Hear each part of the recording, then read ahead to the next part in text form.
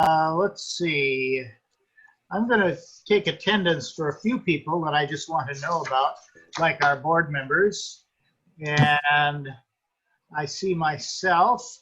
I need to get a list of who's here.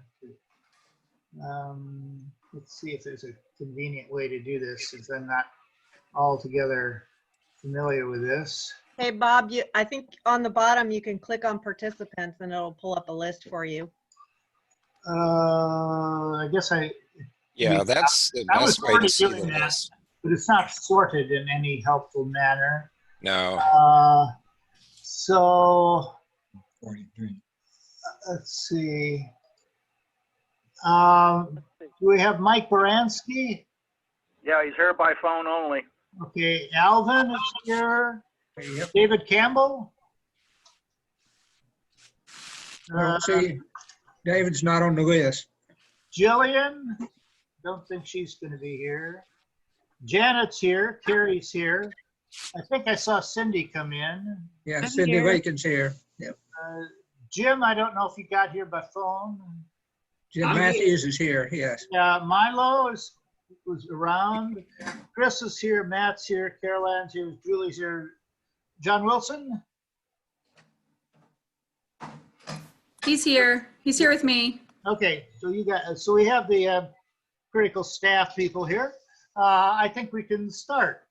My general agenda for the day is I'll just do some recap of what's been going on for the last year.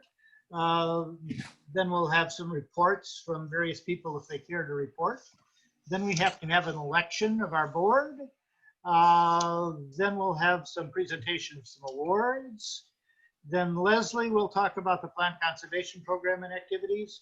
Julie will tell us about some things in a presentation for us, Julie Moore. Then Lesley will tell us more about adding plants to the North Carolina Wildlife Action Plan. We'll take a short 10-minute break. And then we'll have Olivia tell us about what's been going on with the volunteer program and open things up for discussion about how to make this program better for everybody. So are you being able to hear me all right? Is any complaints here? All is well? Okay. So what's been going on over the last year, in addition to my figuring out what this organization's about as an officer, which was interesting. I had a few people educate me. Kathy was very helpful, and Mimi was very helpful, and Alvin was very helpful. So I learned a lot. We've had a renewal campaign to try and get people to renew their memberships. When I last looked about a week ago, we had 112 members signed up for 2020. And those, if you haven't paid your dues yet, but had in 2019, you still get to vote here. So there are 45 of those. So we basically are doing a little better than we were doing a year ago in terms of total numbers. Not hugely better, but we're up maybe 10% or 15%. So that's good. We just need to keep recruiting more folks. In our renewal campaign this year, we created some new categories rather than such dull things as friend or sustaining. We named them after kinds of plants that we happen to care about. I hope people haven't minded being now a blazing star or a smooth coneflower or a Venus flytrap. But we have had quite a few people elect those things, and seemingly they're positive about this new approach, and that seems to be going well. One of the major challenges of the past year has been trying to figure out how to make this organization sustainable, given that we don't have any employees and we've got a lot of work that needs to get done. Or we don't have any permanent employees, I should say. I don't mean to put down the great work that Olivia has done for us. We'll get back to that in a minute. But we've been trying to figure out how to make this an organization that will work efficiently. We've had a lot of help from Lori Wright at PCP and in terms of making bank deposits and recording things in our list of members as it comes in. So we're very grateful for that. Olivia has, of course, been working half-time with us all year as our volunteer coordinator, hosting events and organizing things. It's not been the best of years to do lots of things, what with COVID in the way, but she's been very helpful and productive, and we thank you, Olivia.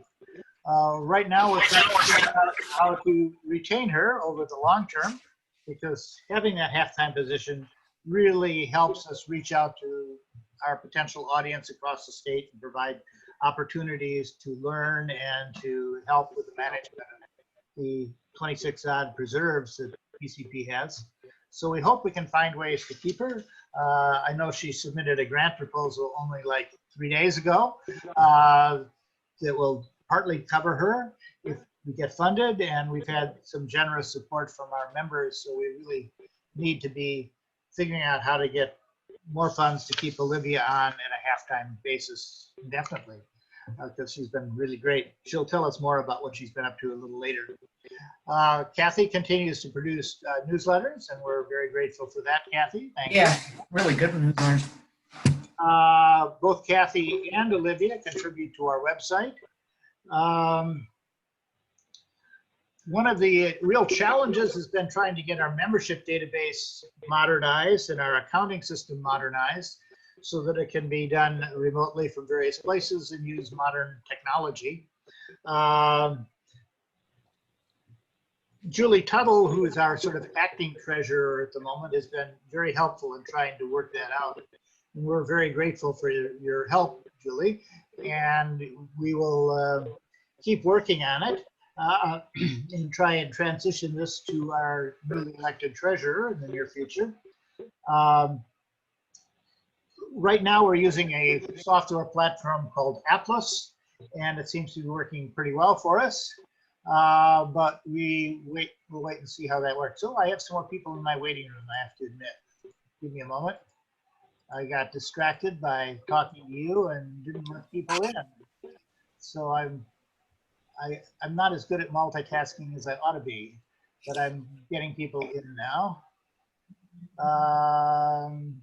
So we're up to somewhere between 48 and 50 of us. That's impressive.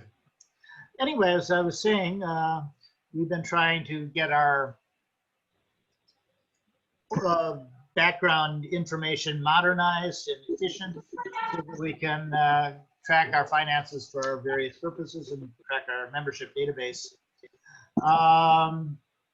We've been holding various events. Maybe a home office. Some of them in person with social distancing, some of them remotely. And Olivia will tell us about some of those. We've had some joint enterprises with the North Carolina Botanical Garden, where we've had trips to both the Diabase areas north of Durham and the Sandhills area. And I thank Milo and Julie Moore for leading those. And hopefully we'll have more of those, and as well as remote events. For the first time, we had some, I think it's first time, we had interns that we supported this summer to take advantage of their knowledge as younger people at institutions of higher learning. We had superb applicants, and we brought in 2 from NC State and 1 from App State. And Olivia will tell us about what they were up to a little later today. We have a few things going on that we're thinking about right now. So the board has stuff to do. One is just to sort of prioritize what this organization is about, given we don't have infinite staff and resources. So we're thinking about what's most critical and sustainable. We're providing, I'm getting some feedback somewhere. I'm not sure where. I think it's on the phone. We're trying to provide equipment and supplies for PCP, one of our major missions. And that has included purchasing some radios so they can talk to each other while they're burning up the place and keep people safe. And there's a need for a mulch shed to be chewing up the edges of fire areas, which is a very expensive thing the states can't afford to provide right now. And we look like we're going to probably provide out of our various resources. About between $30,000 and $35,000 to acquire one of those once Lesley gets that all lined up. And finally, we for some years had a fund for ginseng research, but we haven't been very effective at using it. It came to us from selling of confiscated poached ginseng. And now we have a lovely proposal before us being considered from some folks in Asheville. I noticed Jen is on the call here. I didn't notice if her colleague, Alyssa, is on the phone as well. But they've submitted a very helpful and useful grant proposal that the board will be looking at with care later this month and reaching some sort of final agreement with them so that we can learn about the genetics of ginseng plants, the population structure of them, and possibly repatriating them based on their genetic characteristics. So those are some of the things that have been going on in the past year. Carrie has been helping with the program. Carrie, did you want to say anything about our program committee other than what we've already said? No, I don't think so. I'd just like to remind people that if they are not the person who's currently speaking, to please mute your microphone. We're getting some strange noises, kind of like bubbling sorts of noises coming from some folks' microphones. So yeah, I'm getting a little bit of that coming out of a phone conference coming in. So I'm going to mute that telephone, but that's 304-799-2209. And if there's a problem, they want to be unmuted, they can let me know. I think that was the major feedback. I currently see several people who are not muted. So if everyone could just take a look, there should be a mute button at the bottom left corner of your screen. So if you could take a look there, and if that does not have a red line through it, then you are currently, your microphone is being utilized. So make sure it has a red line through it so we can make sure everyone can hear clearly. Okay, I think we're in good shape now. I want to give the floor to Alvin for a moment or two, if he'd like to tell us about the multiple activities that have been going on with him and the managing the Eastwood estate property. Okay. Major things going on with Eastwood right now as far as maintenance of the house and properties.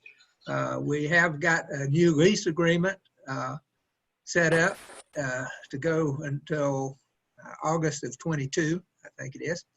And the house is major paint job on the outside is finished and paid for. There's some additional painting going on the porch that should be coming along soon to be finished. And I think we've okayed purchase of a new dishwasher. Seeing how the dishwasher that the Marcus's purchased, I think, got ruined by bad water, which was FoPC's responsibility to have good water there. And so that's been taken care of. Got a system in now that filters and treats the water. So it gets the iron out, gets the acidity right. And we've agreed to put $500 towards purchase of a new dishwasher. And they're working on that now. So pretty much all of those expenses are covered by the rent from the property. Right, yes, they're covered by the money that we have in account for the rent. And we've used up now essentially all the money that the Tufts left. They had $20,000 that they left to help fix the place up. And that has been used now. All righty, thank you. I should mention that we've had some challenges with taking care of our finances this year. Our previous treasurer from last year found that he didn't have time to really do what was needed to be done and fell behind on a number of things and misfiled a couple of things. That's what happens when you have a couple kids, a full-time job, and are volunteering your time with us. So it's not a criticism of him, it was just his circumstance. But fortunately, we had Mimi step in, and Mimi was wonderful. Uh, so we should all give an applause to Mimi or Marilyn Westerveld. I don't think she's here, is she, Kathy? I think she's busy taking care of her family, who has some various issues such as a newborn child and a sick daughter, etc. But she came in and essentially worked full time on it for several months at the beginning of the year, 3 months. Got all of our finances reorganized, all of the forms that should have been gone in last year went in, and that was great. And then she stepped down around the 1st of May, and Julie Tuttle stepped in to try and figure out how to make our bookkeeping system more efficient, and acting as treasurer. And she's also been wonderful. So that's been a challenge. Julie, did you want to say anything about our current finances? We seem to be in pretty good shape, but I'll let you comment if you have anything you wish to say. Nope, nothing to say. Just that exciting things are coming by the end of the year with our updated system, and our reporting will be more standardized. And I think it's going to be a great improvement since Mimi is a superhero and we can't all be Mimi. So we're going to try to make it easier for the mere mortals. Okay, the next thing we have to think about is election of board members. I set out a list of candidates who have agreed to serve. Did everyone see that, or do I need to pull that up and show it?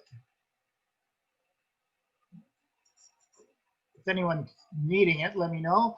But what I thought I would do is take a moment to let the candidates that I've approached with the suggestions of people on the board to say 2 or 3 words about themselves, probably not as much as on the blurblets I sent out. We need to elect a president to take over at the end of the year, a new secretary, a treasurer, and we need 2 3-year at-large terms, and a 2-year at-large term, and a 1-year at-large term. The different staging has to do with when people retired from their 3-year terms. Typically, the at-large members are 3 years. So we did manage to come up with candidates for all of these. That doesn't mean we're closing the door on other candidates. We would be happy to entertain other nominations for our election here. It's just that we would need to know that those people had agreed to serve if elected.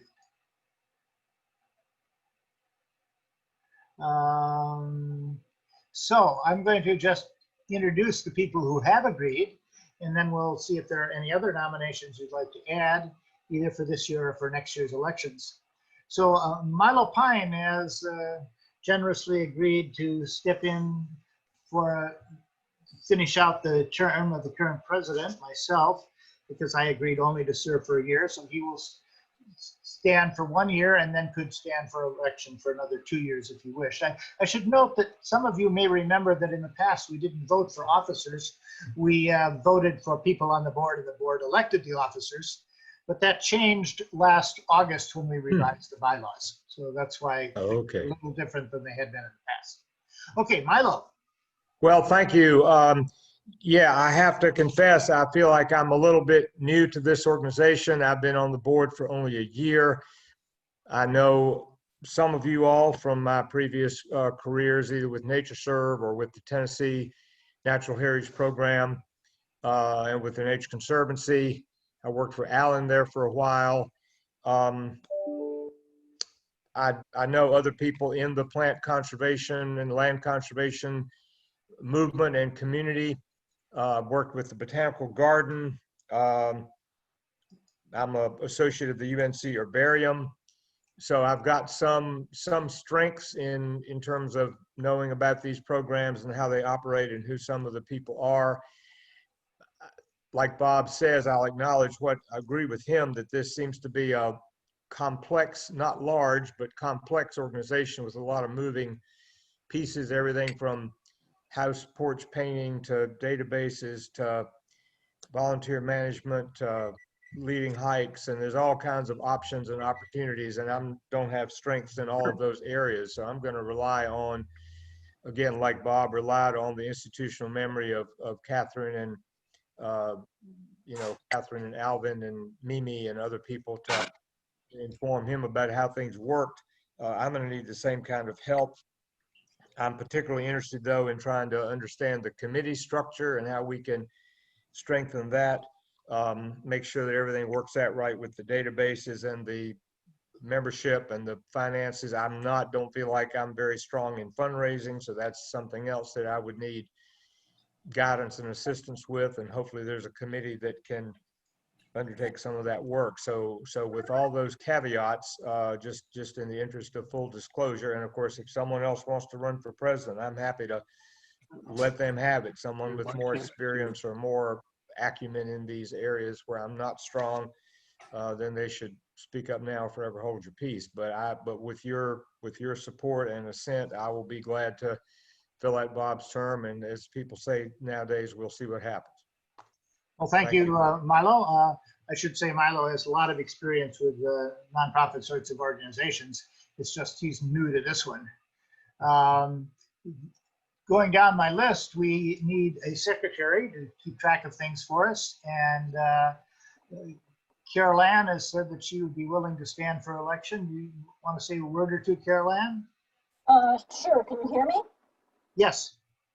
Okay. My name's Carol Ann McCormick. I am brand new to the organization.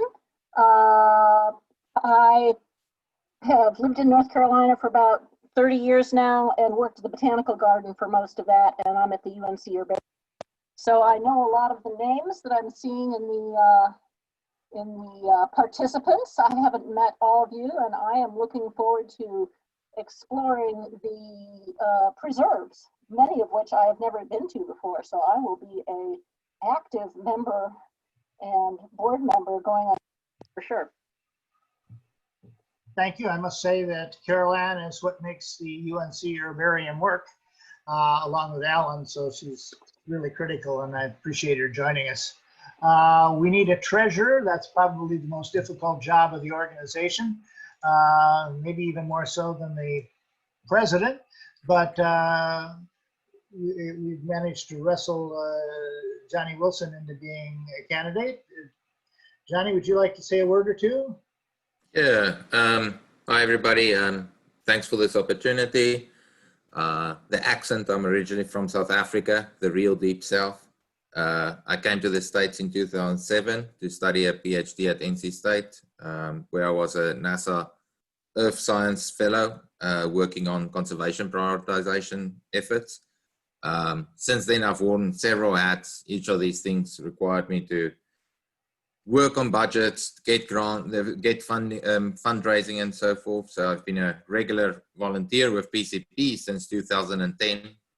I've written recently Africa's first conservation biology textbook. And most recently, I've worked on several biocontrol projects with NC Department of Agriculture. And more aligned to my PhD work, I'm recently started exploring opportunities with a tech startup called TerraPulse, where we're using satellite images for conservation and to see how we can make conservation and development be more friendly towards one another. Well, thank you much for your willingness to step in and handle this tough job. Now we need some at-large members. Cindy has already served a term as an at-large member and is willing to serve again, and she provides a very helpful link to the North Carolina Museum of Natural Sciences. Cindy, do you want to say a word or two? Sure. So I'm a longtime member of the organization, but I've only served on the board for 1 year, and I'm still learning a lot and haven't been to a lot of the preserves, so I'm still very anxious about doing that.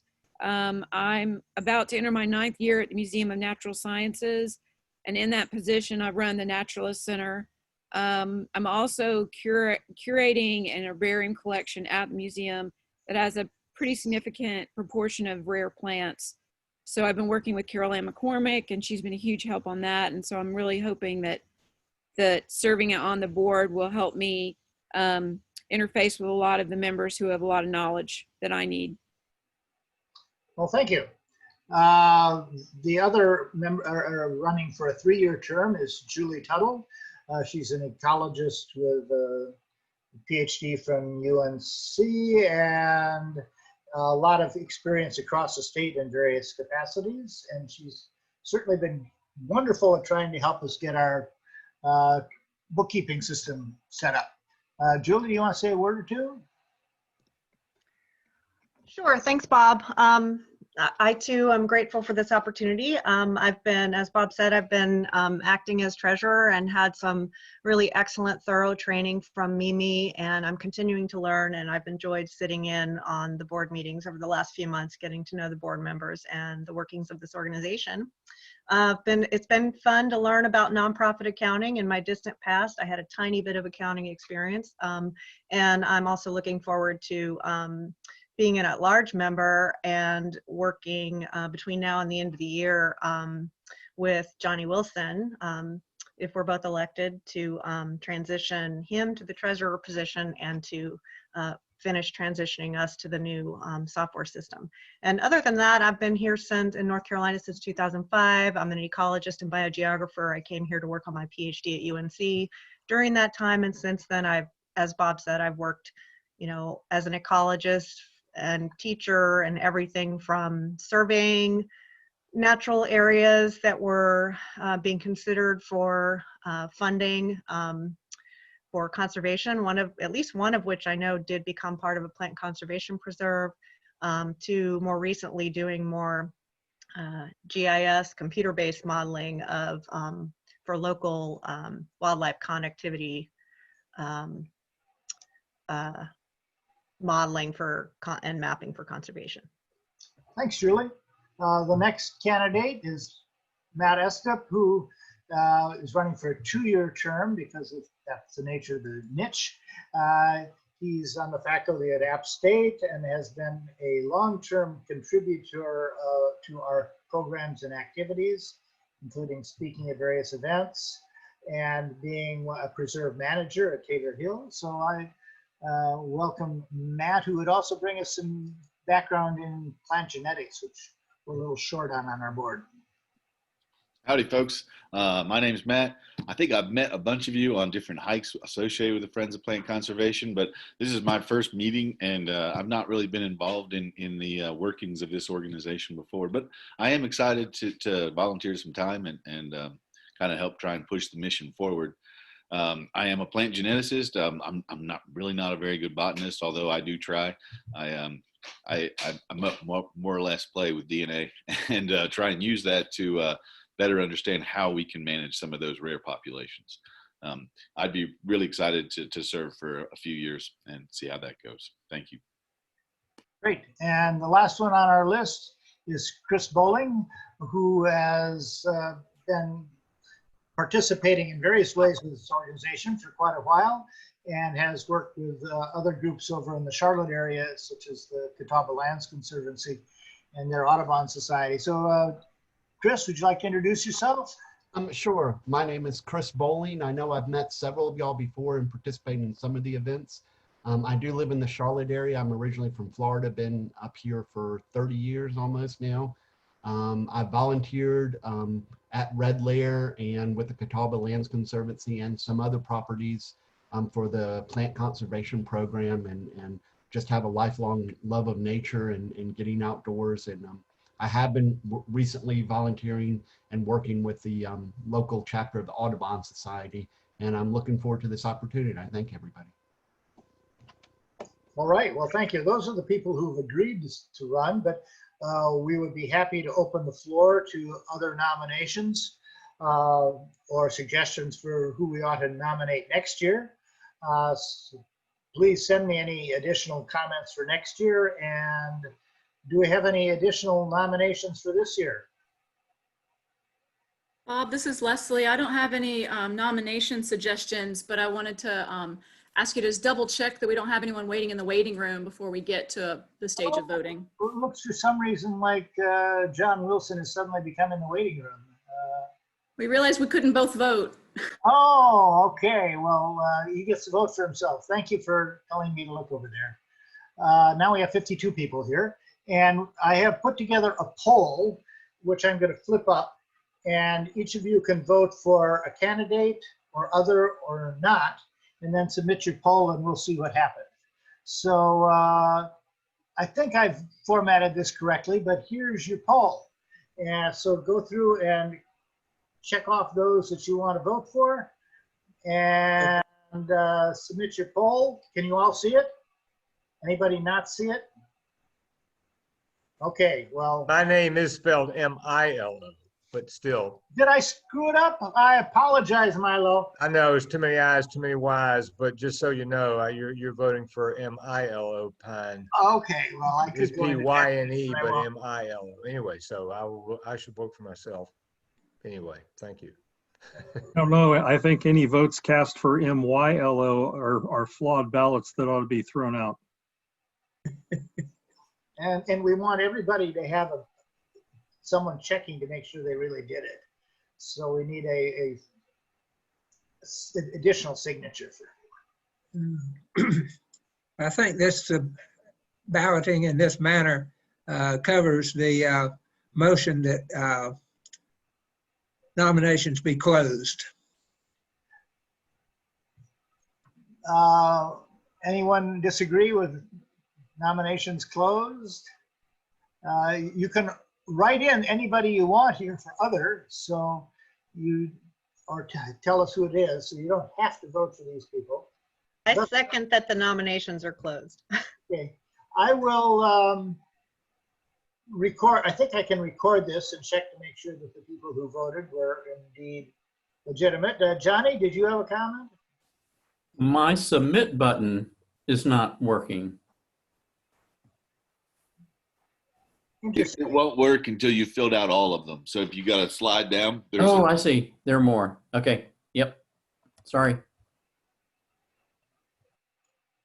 Okay, we've had 36 of 52 people vote. You don't have to vote, especially if you're not a member.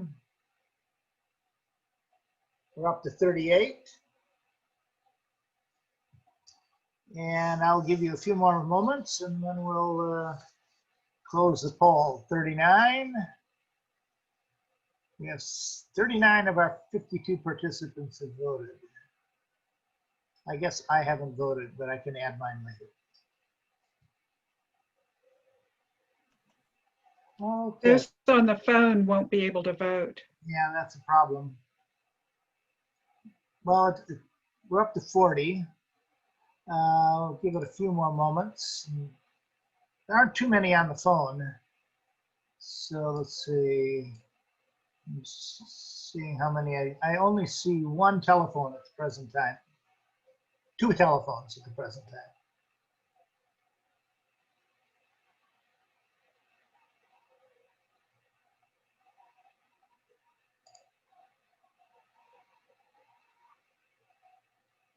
Yeah, if you're not a member, don't vote, and I'll validate this later just so we know how many votes we have. Okay, is everyone ready?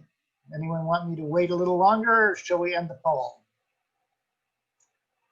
I'm going to end the poll if I don't hear an objection in the next 10 seconds.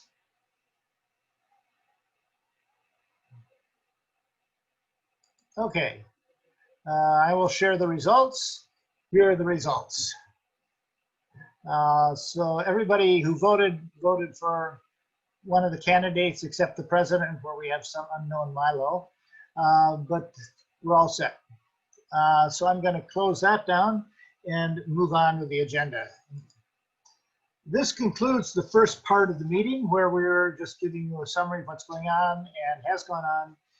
In other words, a business meeting. Is there anything else anyone wants to bring up for the business meeting before we move on? Okay. Now we get to the giving out of awards, an annual event that we like to take advantage of. The awards committee this year was chaired by Janet. Janet, did you want to say a word or two before we jump into this? I don't hear Janet. Yeah, I see her. She's very good. It was a very easy selection process. And we have two folks that we would like to congratulate and thank you so much for your service. And one is Kathy Schlosser for Outstanding Service Award this year. And you're not going to be able to read that. Okay, well, let's pause for a minute. I would have to say that it's hard to come up with anyone more worthy of an award in this organization than Kathy. She's been sort of the person who's contributed most to the success of this organization. She's served in various roles, like being a secretary in 2010 and 2011, and a vice president in 2012, 2013, and 2014, and president in 2015, 16, and 17. And she currently chairs our advisory committee, and she writes our newsletter, and she runs our website, and she serves on various committees. And that has allowed her to also be our institutional memory, so that when I need to know how anything should work or has worked or should be changed, she's the first person I consult. So she truly is deserving of our Outstanding Service Award. Thank you, Ken. We will get you your document in due course. Thank you, Janet, for that. And now, did you say we have another Outstanding Service Award? And we do, for Mimi Westervelt. Thank you, Mimi. When you have seamlessly put together the financial records that were in a disarray, and you managed to pull all of that together, and you were able to step in during the interim process and serve, and thank you. So I don't believe she's here with us because she's... Yeah, I'm sorry she's absent. Yeah, she's taking care of a newborn grandkid and also worrying about a daughter who's been very sick. So she has more important things than awards on her mind. But gosh, she's so worthy. She served as treasurer for 2 years, 17 and 18. She became treasurer again on short notice and saved our butt, as it were, this past year. She has an incredible depth of understanding and dedication to the organization. She's helped train our subsequent treasurers. I'm sure Julie really has benefited immensely from her. So we're incredibly grateful. Let's see, you want to read the document or show it, Janet? To Mimi, in recognition of your tireless dedication to the mission of the Friends of Plant Conservation, including serving as treasurer in 2017 and 2018, and you were interim treasurer in 2020. Her deep commitment to organizing and maintaining the complex financial records of the organization defies description, and we're so appreciative of your service. Oh, thank you. So those are our standard awards, standard in the sense we don't give them very often, only a couple times before, but they're certainly worthy. But we have one more award to present. Janet? And lastly, to Kathy, honorary member for 2020. We have had in the past one other, as best I recall, honorary member. To my thinking, this is the highest award we can give someone who's really contributed so much that we make them a member essentially for life and keep celebrating what they've done. The only other person that I recall being an honorary member is Nancy Stewart. And if we had to pick one person to give this award to, it surely should be Kathy. So thank you, Kathy. Thank you. You have to let me say something. I would be delighted. Okay, first and foremost, well, thank you all of you. Next, This doesn't mean I have to keep doing the newsletter, does it? We will accept any contributions you make to us, but we will not hold your feet to the fire on anything. And then third, thank you for all of the kind words too, especially you, Bob. I know you like to refer to me as the institutional memory. We do have a couple of others here who have an institutional memory. Paul Hosier among them. Paul was our second president. So he has quite a memory too, if you can get him off the trails long enough to ask him questions. But I also want to say that I think I gained more from being a member of this organization than I ever gave, including meeting some incredible people across the state. Our members, our board members, people in agencies that we have partnered with. They're just amazing people. And the greatest thing, the thing I enjoy the most is every time I get involved in any kind of a project, I'm learning. And that means more to me than just about anything. I think I've met most of you who are on the call or the meeting today. There are a few that I have not, and since I'll be retiring, I hope that I will meet you out on volunteer activities. Thank you so much, each and every one of you. Well, thank you, Kathy. I just can't figure out how to say enough. Well, it is now time to move on to the main part of our program. And Carrie, would you like to introduce the people, being that you organized our program for us and our official program committee chair? Sure. So first off today, we're going to hear from Lesley Starke. She's the program director of the North Carolina Plant Conservation Program, and she's going to enlighten us about the program's recent projects and activities. Lesley, I'll hand it over to you. Thanks, Carrie.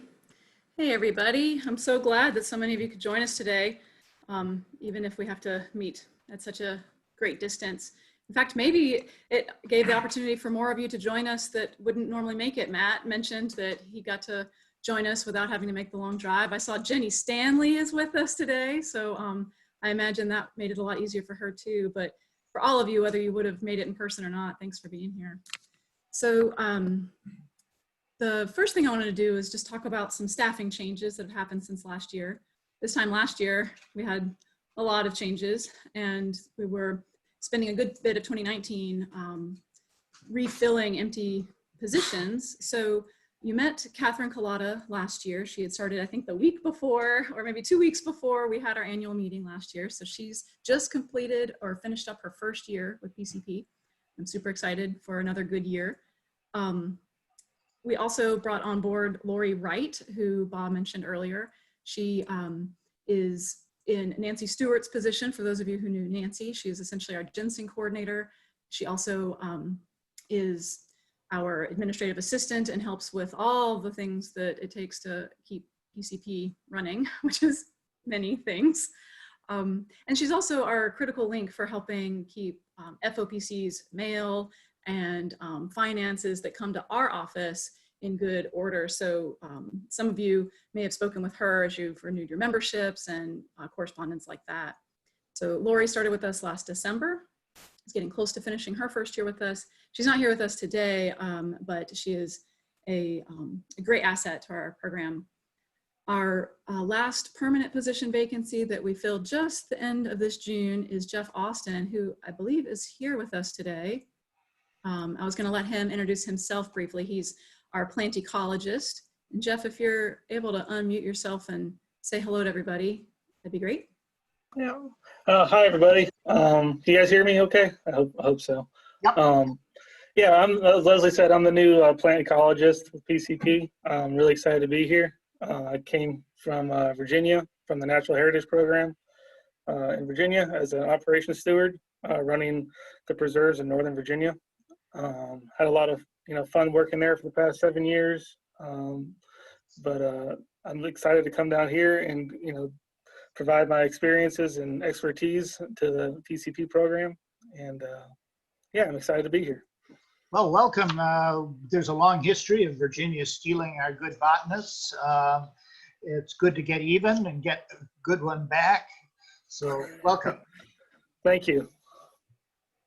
Yeah, I will say it was a completely fair hiring process, but the fact that we could steal one back was not lost on me at all. Bringing Jeff on board felt fair, or at least getting toward fair. And so that kind of rounds back out PCP's core staff out of the Raleigh office. We also have 4 temporary field technicians. Most of you have heard about Miller NHL, who are dedicated folks out toward the coast, in the coastal plain. They spend most of their time at our Boiling Spring Lakes and Hog Branch Ponds preserves, our largest land holdings out in the far, far east near Wilmington. But so they don't often make it as far as the Piedmont. So many of you might not have met them, but they are helping us get our burning goals accomplished at our 2 preserves I just mentioned, and their help is just absolutely necessary. So it's wonderful to have them. We also, since this summer, have had both Olivia Dannemiller, who you'll hear from today, working with PCP part-time in addition to FoPC part-time. So she is now 100% plugged in with us. She was from her Asheville base. She's able to help us keep our projects in our mountain bogs to the far southern mountains, moving along at a quicker speed than those of us traveling from Raleigh are able to do. So that's really, really wonderful. And then Fisher Steins joined us in the Piedmont area. He's still an NC State student, so he's primarily helping us at our Durham preserves part-time. And many of you met him. He presented last year at the annual meeting about his research work he was doing at Red Lair. So he does help us at that preserve as well on occasion. So it's feeling really nice to have quite a bit of help at PCP once again, even though this year, of course, was different for all the obvious reasons. With so many of us and so much space to operate at good, safe distances, we've been able to keep the show on the road. Now, in terms of projects, a lot of the things we worked on this year have been more or less continuations of things that you've heard me speak about in the past. I realize there might be some new folks joining us today that haven't heard me speak about them necessarily in the past, but I'm not going to rehash those necessarily today. What I wanted to do is tell you something I'm really excited about. It has been ongoing for a long time, but probably this year's biggest accomplishment is getting the protected plant list updates ready and out for public comment. That just happened on October 1st. Those of you that don't follow the Rare Flora listserv might not have seen that message that I sent out there to announce this, but going from, I think, as far back as 2017, our board, the Plant Conservation Board, and the scientific committee that advises them have been working at this process. It's not something we do quickly, and it's finally completed and it's finally out for public comment. So I wanted to give you a bit of an update on that. If you'll bear with me, I'm going to present you a quick PowerPoint presentation. Tell me if you have any difficulty with screen sharing. It should work. Okay, let me just get myself organized. All right, so you should be seeing that by now. We are. All right, so for a little bit of background, what this is all about.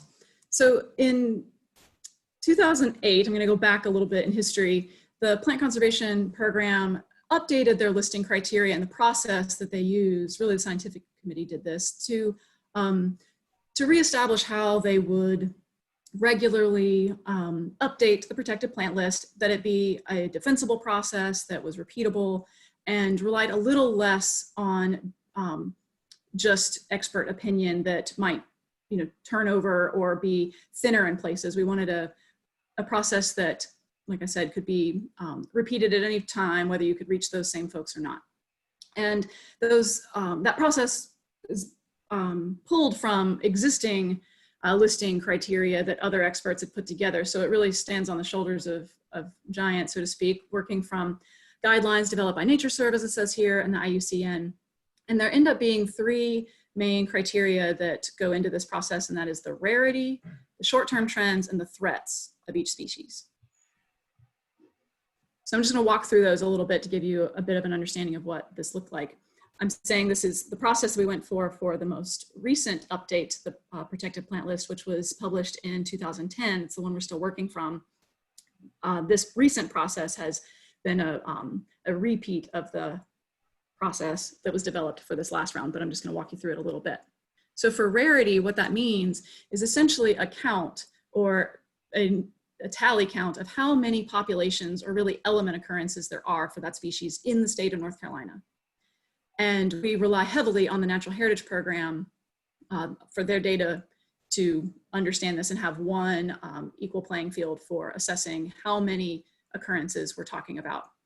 So they are the data keepers for all that. And those of you that have heard people talking about sending in rare plant data forms, if you've maybe heard me beating this drum before, if it's ever made you wonder if that's actually important, believe me, it is. This is one of the uses of that data set that makes a big impact to have updated data. So anyway, rarity is about number of populations, but more specifically, we're looking at the viable element occurrences. And so the Heritage Program ranks all element occurrences. You can think of them as populations. And they have a lettering system of A, B, C, down to E for at least extant populations.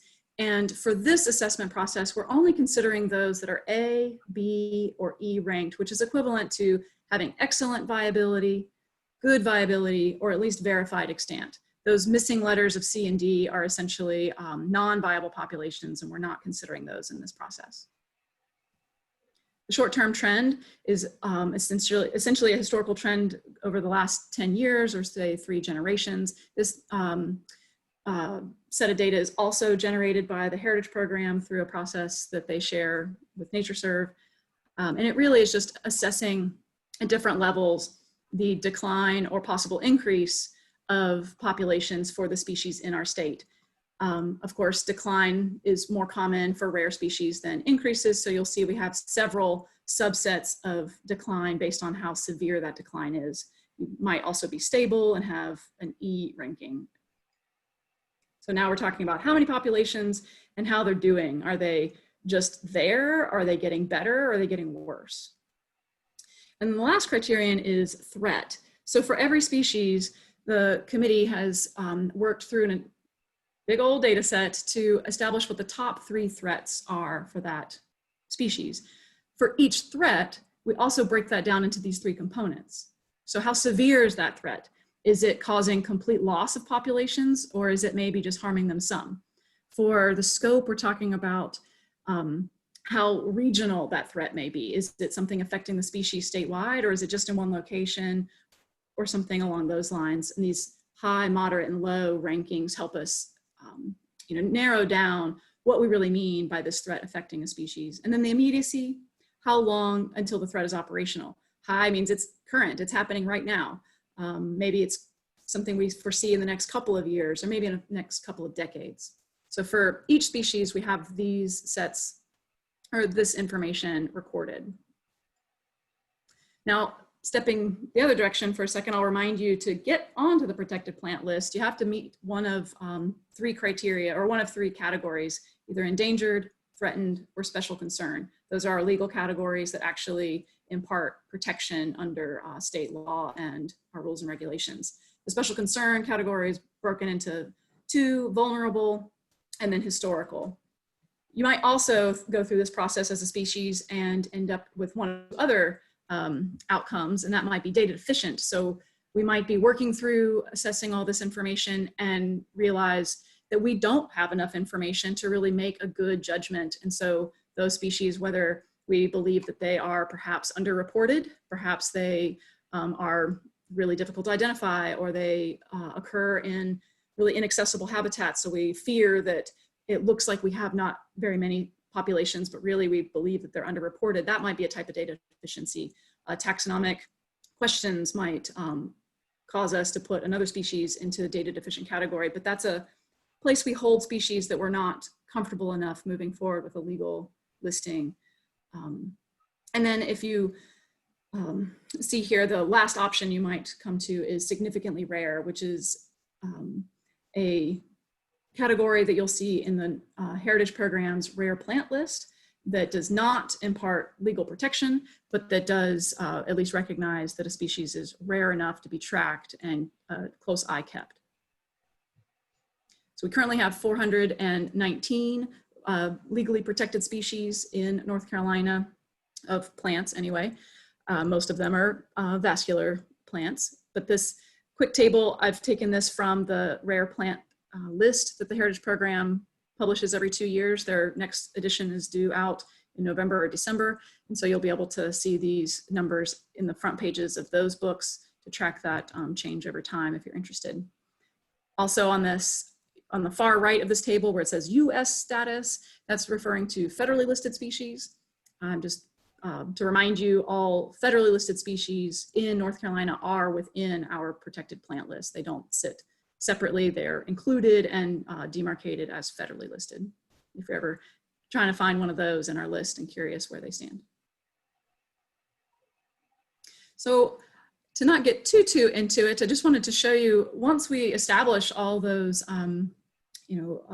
criteria for each protected plant, we essentially, like I said, have three measures: how rare it is, what the threats are, and what the trends are. So for the rarity, we have 3 matrices that function the same, but are broken down for a number of populations. So for species that have 1 to 5 populations of good viability in the state, we would assess their threats and trends on this table.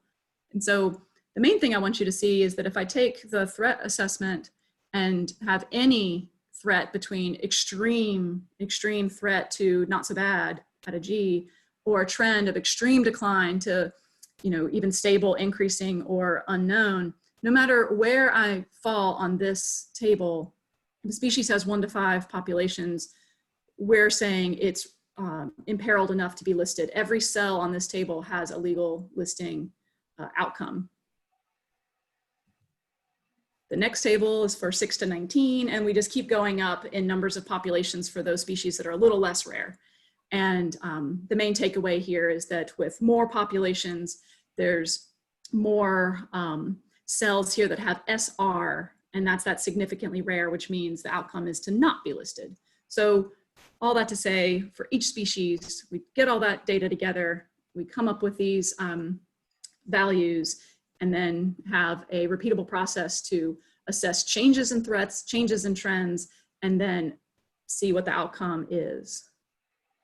And then here's our last of 3 matrices for those species with 20 or greater populations. You'll notice it takes pretty extreme threats and pretty extreme decline in trends to be listed with so many populations. Most of the outcomes on this table are significantly rare, recognizing that species with a good number of viable populations probably aren't that imperiled relative to the others. So what have we been doing from 2017 to 2019, using those Heritage Program data, the full data set being 909, the committee decided that re-reviewing every single species in their data set was not warranted, and so instead came up with this subset of species criteria to determine which ones should be evaluated for this update. The basic idea being, if not much has changed since 2010, then there's not a whole lot to review. So these are the criteria. Any species that was named or tracked since the last review wasn't reviewed, and so therefore should be high on the list. So we looked at those. Rediscovered historical species, of course, needed to be evaluated. Their situation had changed. And then we have these 3 categories, which basically reflect that for a certain number of occurrences, how much change would warrant re-review. So we came up with that whole list and then started going through them. So here are the updates. So I told you before, or reminded you, that we have 419 species on the protected plant list currently. What we're proposing is 74 additions and 26 deletions. That 74 additions, I don't know how you respond to that when you first see it, but I could imagine you might think the sky is falling. This is a whole bunch of species about to blink out. What in the world is happening? that's not really what's happening. Certainly there are some species that have gone into further decline. That's a small proportion of these additions, but 57 of these 74 are actually species that were previously data deficient that we were able to identify as targets for needing new observations and new data. Beat the bushes, got some botanists to get out there and get their data sent in.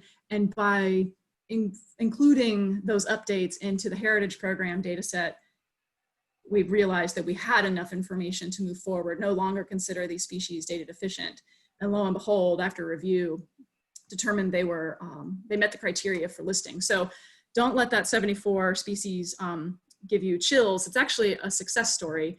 It's pulling a lot of species out of a bucket that they had really no traction for any movement one way or the other without that extra data. So I'm actually really quite excited about that, although I acknowledge it might be a bit of a shock. The deletions are also a bit of a success story. It means that we're identifying populations that are either less threatened than they were, or have had increases in population size, or even new populations discovered. So that's also good. And then just for fun, I'm gonna show you a couple of these updates. It's certainly just a few. So for species that were newly named or newly discovered in the state, we had 8 of those. 5 are suggested for listing. Some of these we've seen coming for a while, and the day has come. So like Radford St. John's wort, Marshallia legrandii, we've been talking about that species for a good long time. It's been now named, all the data are in, wasn't that many, still they're in, evaluated, and now officially proposed for listing in North Carolina. We had 51 newly tracked species since 2008, which was quite a lot, I thought. Of those 51, 17 are suggested for listing. These really do span a good bit of space. I'll point out that it's all types of listings. Several of these are endangered, a few threatened, and in fact, one special concern historical. For rediscovered historical species, these are success stories, certainly, or at least uplifting stories. We had 6 rediscovered species that we've been holding on our list since 2010 as special concern historical, thinking they were gone. Folks getting out there doing botanical surveys and getting that data sent in have helped us understand that, in fact, we do still have these in the state, and how great that is. So for the threats summary, many of you have heard me give these sorts of rundowns in the past for the data that we have represented in the 2010 current protected plant list. Since we have the top 3 threats of every species on that list, we're able to pull those out, combine them, and say what is the biggest threat to our plants, what are the top 3 threats, or something like that. Here, 5.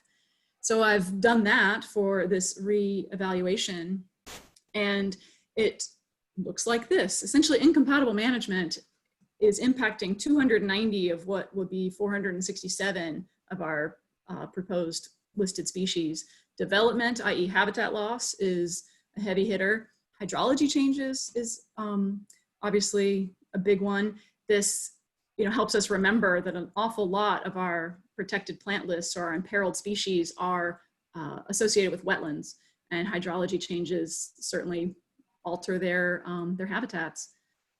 And so this is a little bit different looking from the last round that you would have seen. So I just wanted to give you that bit of an update. But I'm also going to dig in. Incompatible management is subsuming fire suppression and woody succession, which had been pulled out separately before. So you might remember me saying many, many times in the past that fire suppression is the second biggest threat to plants in North Carolina.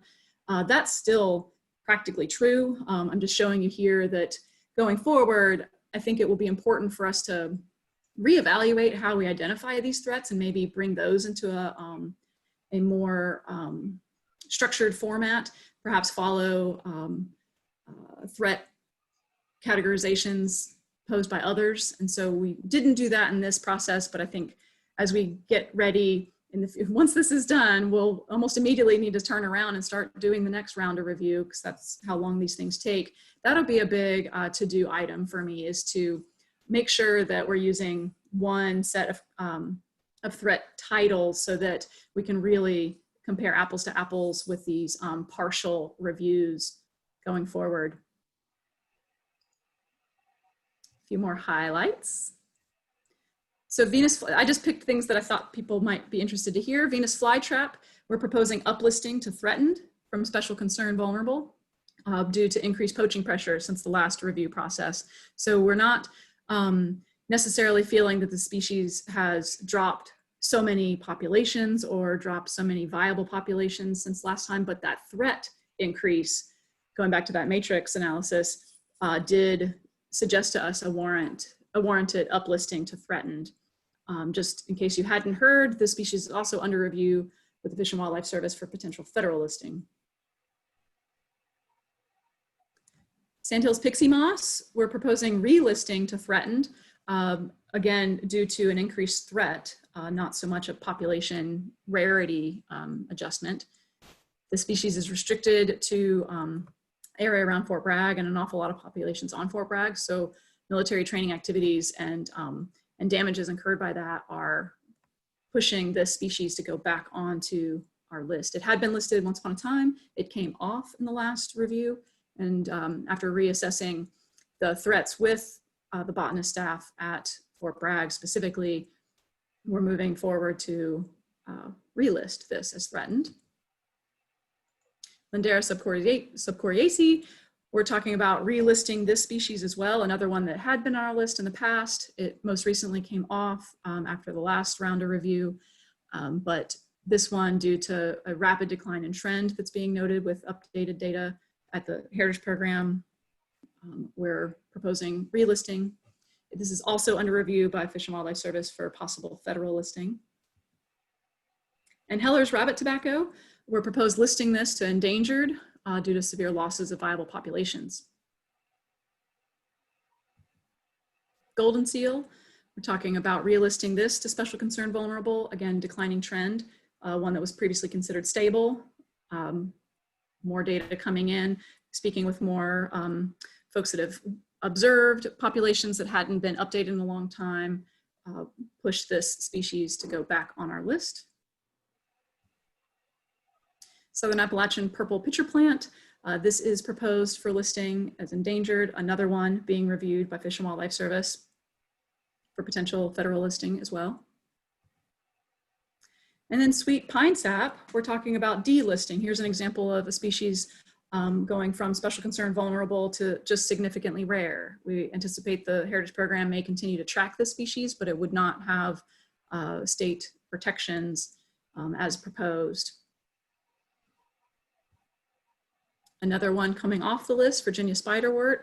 We're talking about moving that from threatened to significantly rare. Next steps. I'm just going to say that, I mentioned before how important it was to bring species kind of out of the dark, out of that data deficient category, to have a proper opportunity to be evaluated. And from 2010 to today, we had 396 data deficient species through this reevaluation of the Heritage Program database.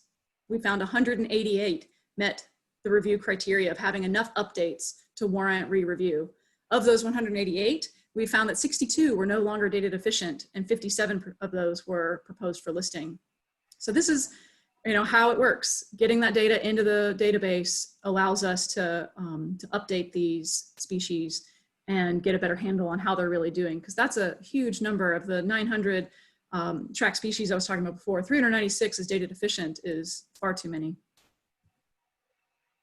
Remaining data deficient species, a lot of them are non-vascular, and they've been in a bit of a holding pattern because we have, generally speaking, a lot less expertise for that group relative to vascular species. So it's going to take a little bit of a different approach, I think, to really make as big of a dent in our data deficient category on this next round. So those of you out there that are interested in taking a crack at being part of the process, know that we'll need folks that are particularly interested in non-vascular species. So from here, like I mentioned before, our public comment period is live.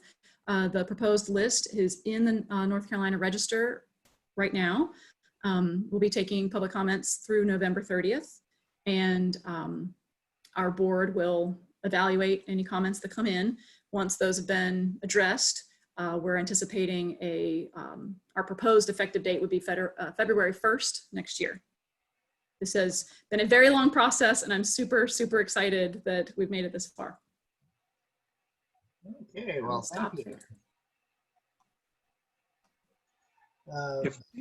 This is Alan Weekly. If I could just comment really briefly, the public comment, I've been involved in this listing process since the 1980s, and back a few decades ago, the public comment period usually went by with essentially no comments.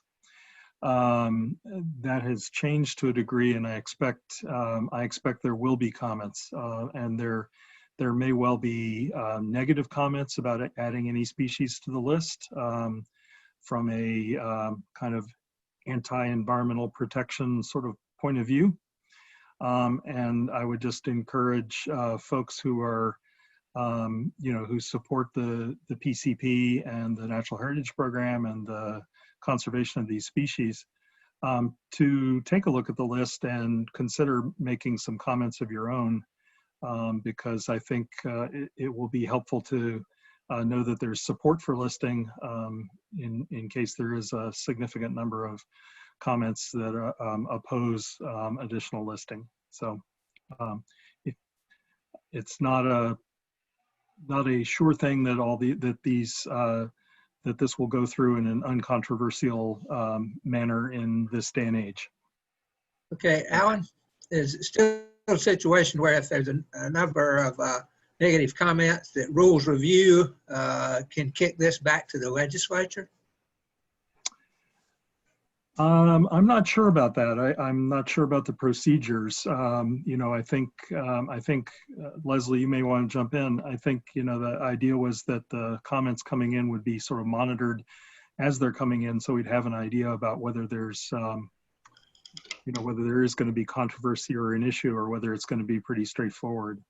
But if there is a considerable amount of comment, particularly of a negative nature, I'm not really sure where that then goes. I mean, essentially, I think it goes to the board for their decision, but whether that gets kicked to the legislature or something, I'm not sure.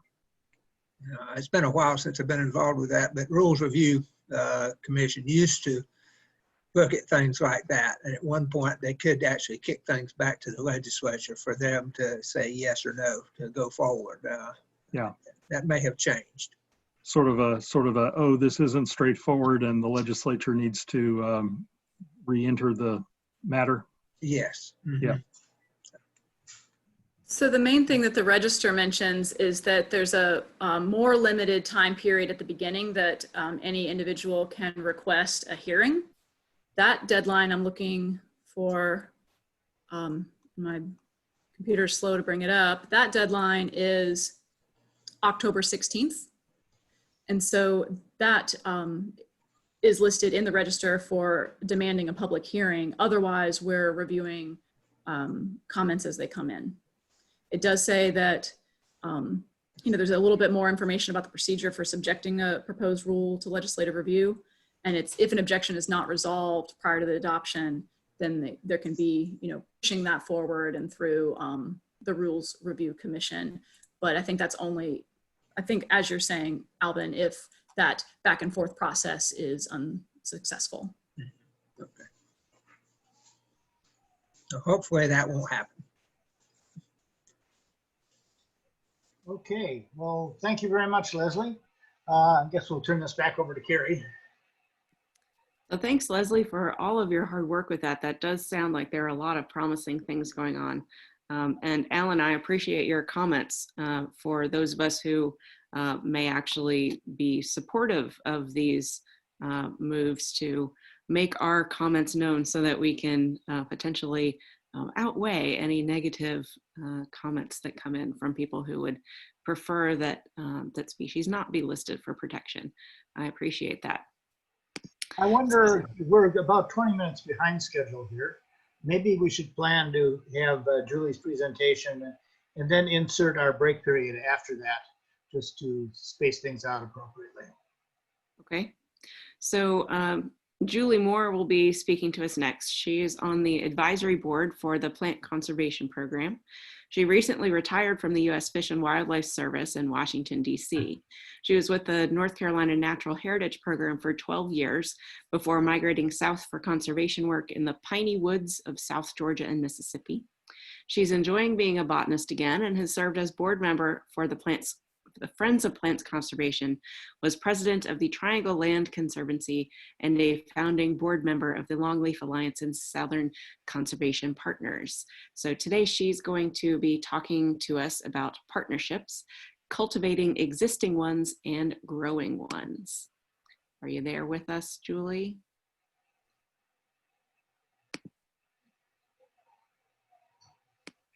Julie, if you're there, we can't hear you.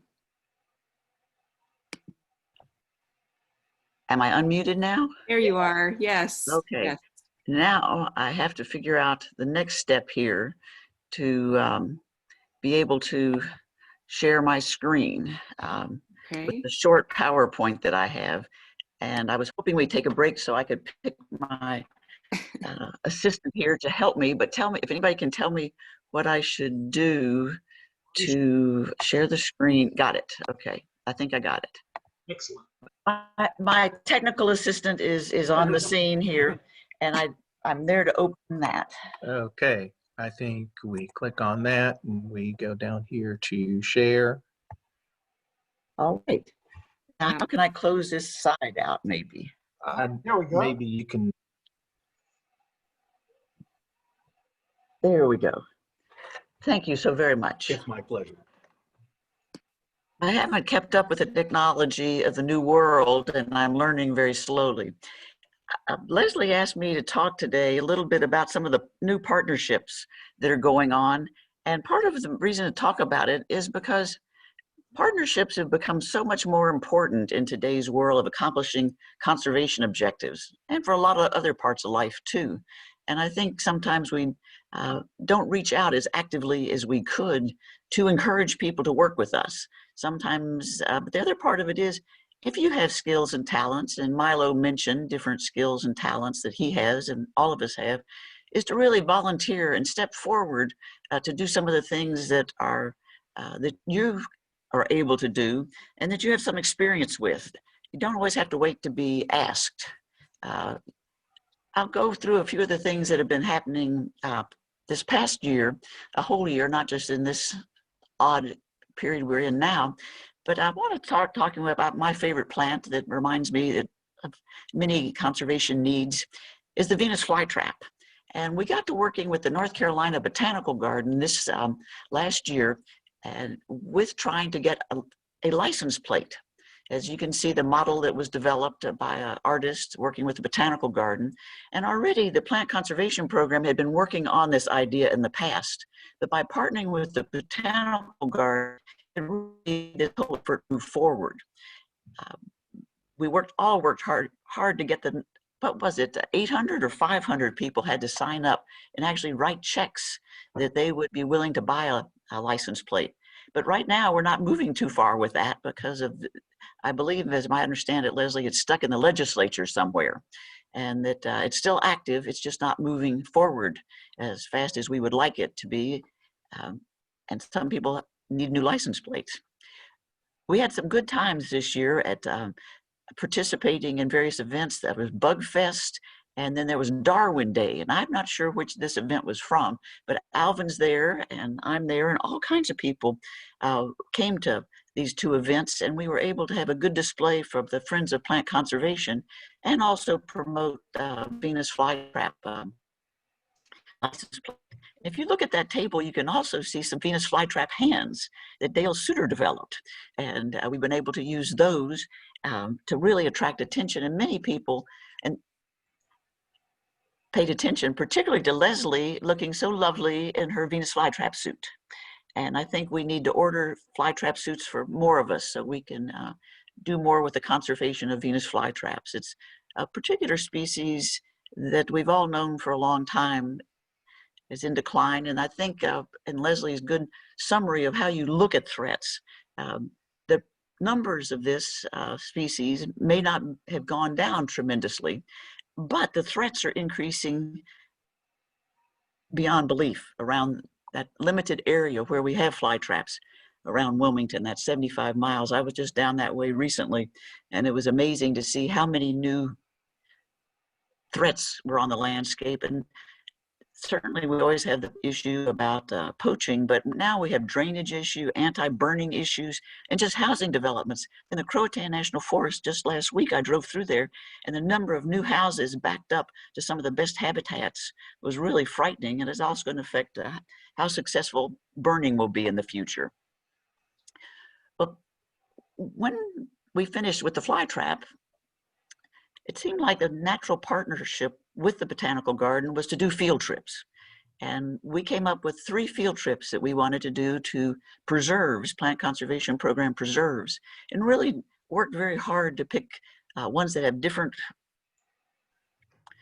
themes, different partners, different parts of the state. And particularly with the red layer, and it's Bob Pete is the expert on that area, our first field trip was going to be to that site. Unfortunately, it was canceled because of the virus issue. And we'll have to do that. We hope we can reschedule that for this spring. The Botanical Garden took care of the registrations for this event, and all these 3 field trips we had planned. And we were going to share the income, a little bit of income that came from these people contributing for these field trips. So that's happened recently, I think, and I don't know what the percentage was, but we had such low attendance at these trips because we had to be so careful because we went ahead with the next 2 trips. So I've included several photographs from those trips to tell you all that we had them and that we had a really good time. And the first one was in early August, just an absolutely horrible time of year to have a field trip, but that's when the lily is blooming. Our fear was this year, unlike last year, August 1st, there weren't, well, let's put it this way, July 28th, there were none blooming. And we thought we were going to have a field trip with no plants to look at. Well, at the last minute, they came right up. And this is on the Eastwood Preserve. And Jeff Marcus, who actually lives on the preserve and works for the Nature Conservancy in the Sandhills, was out there checking every day and walking the whole power line, trying to find lilies. And we really did have a great showing that day. And on the boardwalk there, across the wet seepage area, is Bruce Sorey. And Bruce Sorey was the co-leader of the field trip. He and Jeff did a great job. I was there to back up a little bit on that. But Bruce was the one who worked so much to get this species named as Lilium pyrophyllum. And you can see the small range, the tight range on this species. It was a lovely, hot and miserable day, and the lily was in its full glory. And you can see how tall this lily is. And if you notice on the left-hand picture, if you look carefully, you can also see that's a great big poison sumac above it. So we did have to make sure that as we were enjoying the lily so much, we didn't get our hands or faces into the poison sumac. But it really indicates what a wet seepage area this is, a very specialized sandhills habitat where this lily goes. The first time I saw this plant must have been close to 30 years ago. And the power line had been mowed occasionally, but the plant itself was almost 7 feet tall. It had grown so tall to get above all that evergreen shrubbery that you can see in that picture.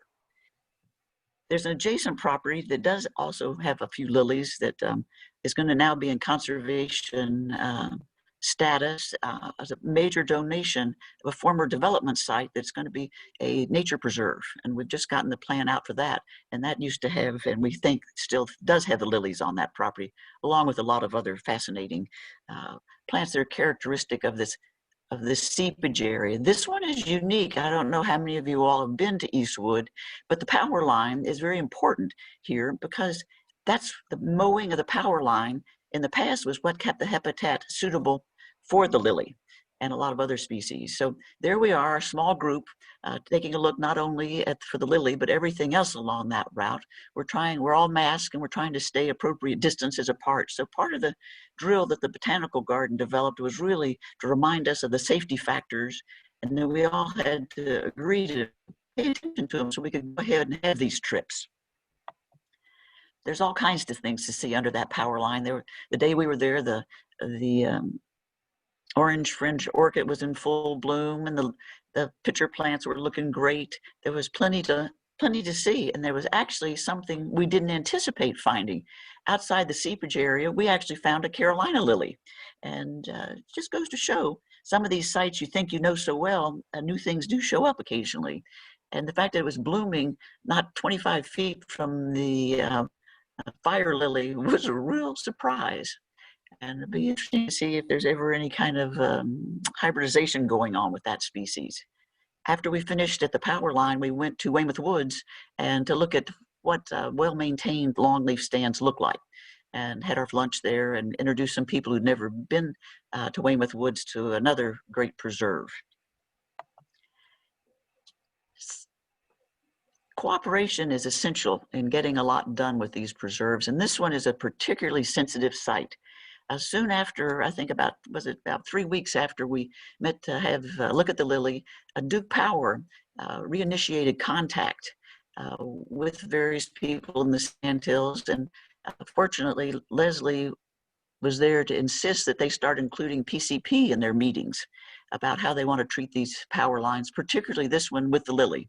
And it's scary. I have to say, it's really frightening to see these big utility companies who want to minimize their cost of management. And in this case, what the issue is they want to use more herbicides everywhere. It's the cheapest form of management. But they do know how important this preserve is, Eastwood, and other areas in the sandhills that have other extremely rare species. So that meeting was quite fascinating, and it took a long time, and they're still working on trying to get the agreements redone. Some of these agreements with Duke Power had gone back to when it was Carolina Power and Light, and a woman who'd worked for the Natural Heritage Program as an intern went to work for Carolina Power and Light, and one of the gentlemen still had the original agreement that was signed almost 30 years ago to work on these right-of-ways. In what Lesley was just telling us about the threat issue, what was it? 16% of the type of problems with these habitats is right-of-way maintenance. And I see this as only getting to be a bigger problem as different utilities, whether it's roadsides or power lines, need to minimize their management cost. Fortunately, with today's world, we can track these special sites better through computer mapping. And so whoever goes out and does the management can be alerted that there's something special there. Just because all these men in these yellow vests higher up in Duke Power know that this preserve and other places are special doesn't mean it gets down to the people on the ground. And that's where we usually have the disconnect. But this is another form of partnership that we need to work on and to continue. And for some of you all who live near these preserves, this is another way for you to assist, is to watch what's going on there and to maybe help participate in other management alternatives. The Plant Conservation Program is going to be doing more burning here and figure out cooperatively with Duke Power how exactly the edges and the less sensitive places should be managed.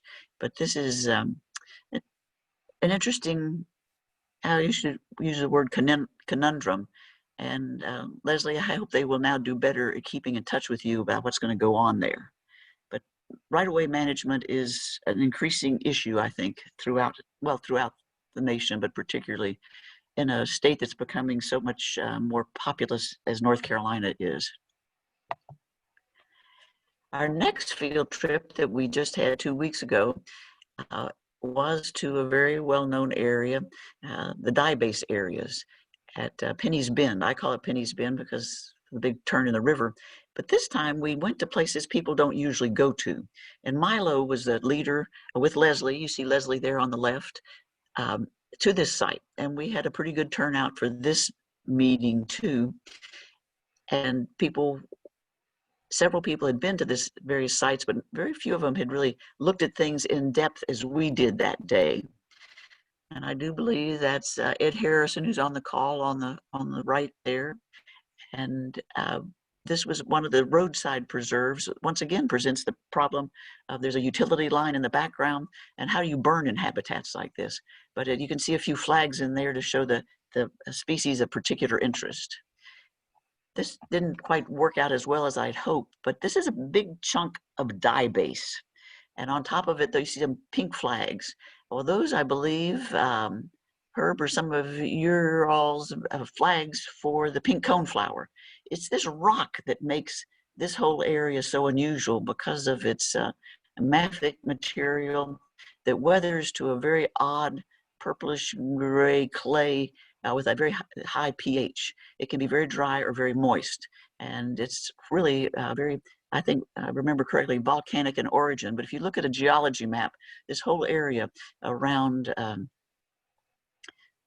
used to call it Stagville. Well, it's not Stagville. Gosh, what was it called? Anyway, I call it Penny's Bend. It stands out because of the geology and an incredible number of unusual species there. We weren't necessarily there in the spring to look at the cone flowers or to see much, but except this wonderful liatris. And truth to tell, it was lying down like that. I tried to reorient it, but that's not how it was that day. We had a good turnout for this trip. Everyone stayed well distanced from each other. And I think they all learned a lot about different phases of the dye-based community and all the different preserves and pieces of property there, some owned by the Corps of Engineers. The Botanical Garden manages Penny's Bend itself. Johnny Randall's involved in that. And then there's, I think there are 3 or 4 different chunks of property there that compose this greater dye base, Durham dye base area. I was pleased with these field trips because they introduced people who weren't familiar necessarily. There are certain ones on the trip who did know about the plant conservation program. There were a lot of folks who didn't know anything about it. And we had a goodly number of North Carolina Botanical Garden members. And then we had some people none of us knew. And they were, in both cases, people were quite interested. And these were really not just let's go see pretty pictures or pretty plants. Let's really learn about these sites. And that was what my objective was in getting these 3 trips set up. So sorry we couldn't do the first one. But we need to do more outings, I think, for people to make them understand the diversity of preserves that the plant conservation has, and to expose some people who we know are sympathetic to conservation to see what really the state of North Carolina is doing. I also have to say I got a terrible case of chiggers on that trip. I'm still itching. Where's the word scratching? Partnerships are really what I'm trying to talk about today. And as you all think about your neighbors and friends and other organizations you belong to, we need to think how we can all work together better. And sometimes it's with technical things like actually doing, like the Amexes do with really propagating and adding plant materials. Sometimes it's removing weeds and competition or helping on a burn. But we also need help with exposure of the program. Just as Lesley was pointing out with that incredible list of species and how technical the review has been, we need to make sure that the program that was in this state, certainly those based on rare plants, that really we give them the support beyond our normal cooperators and neighbors. We need to make sure people know about this program. And that doesn't mean we need to expose the property to more use, but we need to get that support. I'm a proponent of a lot of burning, and burning is the hardest issue in these areas, and it's going to be more difficult in the future around Durham, I think. More people, more power lines, makes management more complicated. We have educational opportunities. You all may have people at your local universities or community colleges who could learn more about these programs and volunteer in some ways. And also what I was trying to do was really connect conservation groups. Sometimes we all get in our stovepipes. The Botanical Garden and the PCP are natural cooperators, just as with, I think the Natural History Museum is another natural cooperator, but we can build other partnerships, I think, and look for those opportunities. And I'm sure some of you all are involved in organizations and educational endeavors that could benefit from learning more about the plant conservation program. I'm getting ready to give a talk in a couple of weeks at the Longleaf Alliance annual conference that unfortunately we're doing just like we're doing today. but it's talking about land trusts and how they manage land. And I do know here in North Carolina, particularly the Catawba Land Trust has been so important with the Red Layer Preserve. But we need to also work with in the various parts of the states and the mountains and the coast, coastal areas with other land trusts as managers and help them understand our management agendas. The Nature Conservancy, we can call a land trust, and they certainly are a major partner, particularly with burning, Boiling Springs Lake and other areas in the mountains too, I think, and also with getting money for some sites. But any kind of land managing organization can be very helpful, and maybe we can help them too. So what I'd like to suggest is let's all think about different ways that we can get exposure for this program, and also different ways to help this limited staff do the work they need to do. It's a hard job when you have 26 preserves from the mountains to the sea to have eyes on the ground and to have the cooperation that's necessary. So I think there's a lot we can all do, maybe we haven't thought about before. And I would like to challenge all of us to come up with more ways that we can help the plant conservation program in partnerships, whether you want to go toe to toe with Duke Power with some of us, or if you just want to really get help on your local road management. What could happen, I always worry about up at Penny's Bend and what happens on the roadsides up there. So I've had a great year working with the plant conservation program on different ideas, and I hope we can do more field trips, certainly get back to the Magnolia one, but we can do other things. And so please come forward and let us all know what you can do. Don't wait to be asked. Be a good volunteer. Thank you all. Thanks so Thank much, you. Julie. That was fantastic.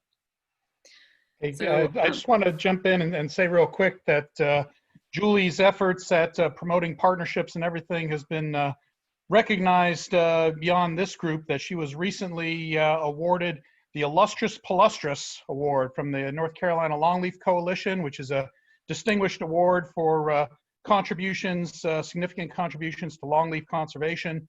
And so yeah, Julie's been doing great work that's been recognized and really appreciated. Well, thank you, Jeff. Does anybody have any questions? I think we're all ready to take a break now, aren't we? All right, we'll take a 10-minute break, give everybody a chance to stretch their legs. It's currently 2:42. Why don't we just say we'll be reconvening at, let's say, 2:55.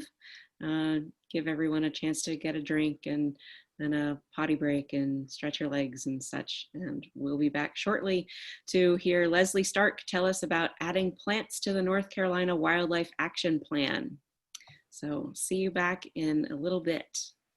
Can I just leave it on? Certainly, just leave everything on.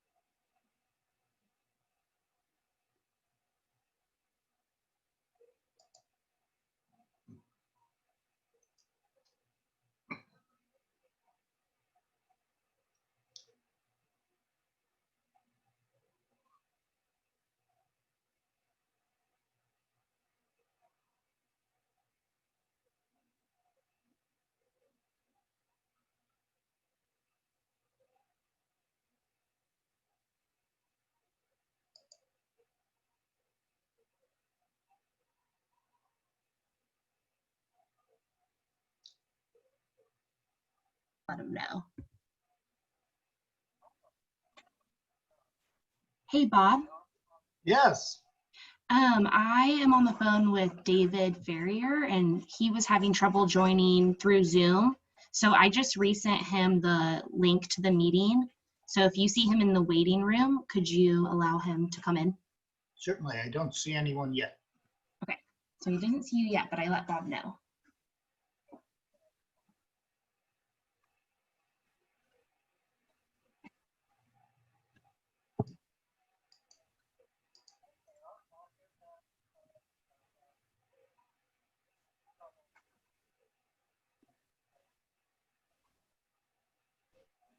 Hello, Bob. Hi, Johnny. How are you? Oh, I'm doing all right, all things considered.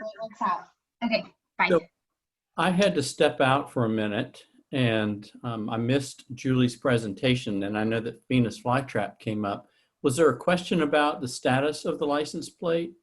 Well, she mentioned it and the fact that we really don't know when we're going to hear, that it's stuck in the legislature as they're getting around to doing such things. And Yep. several license plates are pending like ours. That's right. So, yep, and we have a new primary sponsor for that, and they will ensure that it gets in front of the legislature this next session. Excellent. So when is the next session? Will be March, February, March. Cool. Johnny, Yes. for those of us who opted up initially for a couple of plates, we're still in the line, right? You are in line. Good. You and 750 other people are in line. Well, that's super. I was just wondering if my money went down the drain along with everything else that seems to be going down the drain. No, in fact, your money is safe. Well, they haven't cashed the check yet. So DMV has the check in their possession. So yes, it's your money's still safe. All right. I just wondered where we were, but I appreciate the update. Thank you. Yeah. Wrote the check, Johnny.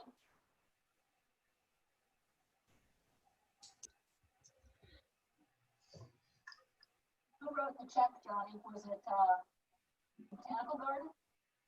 No, DMV has the check from The check. the Botanical Garden.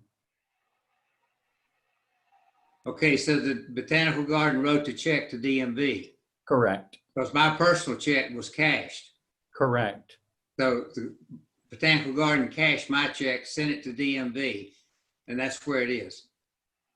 We cashed your check, put it in the pot with everybody else, and sent them a check for some many thousands of dollars. Super, super. Thank you. Bob, do you see if David Ferrier got in yet? Not yet. Okay.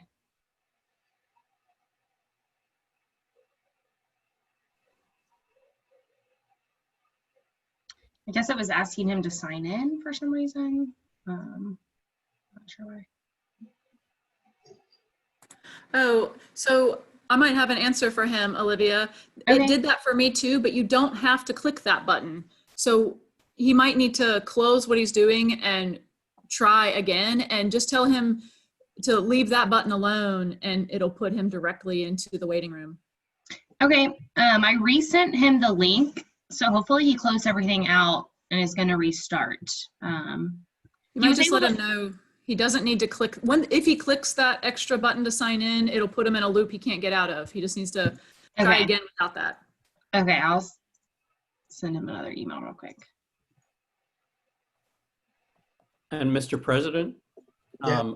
I have a group of volunteers that I'm about to meet with for some invasive plant control in a botanical garden natural area. I'm going to need to leave the meeting, but You just went mute.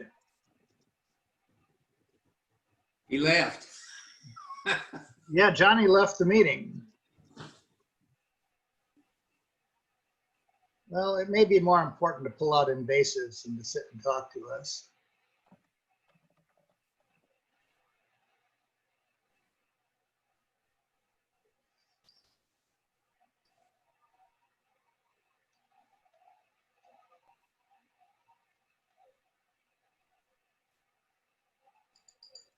I was just out checking on a fig tree.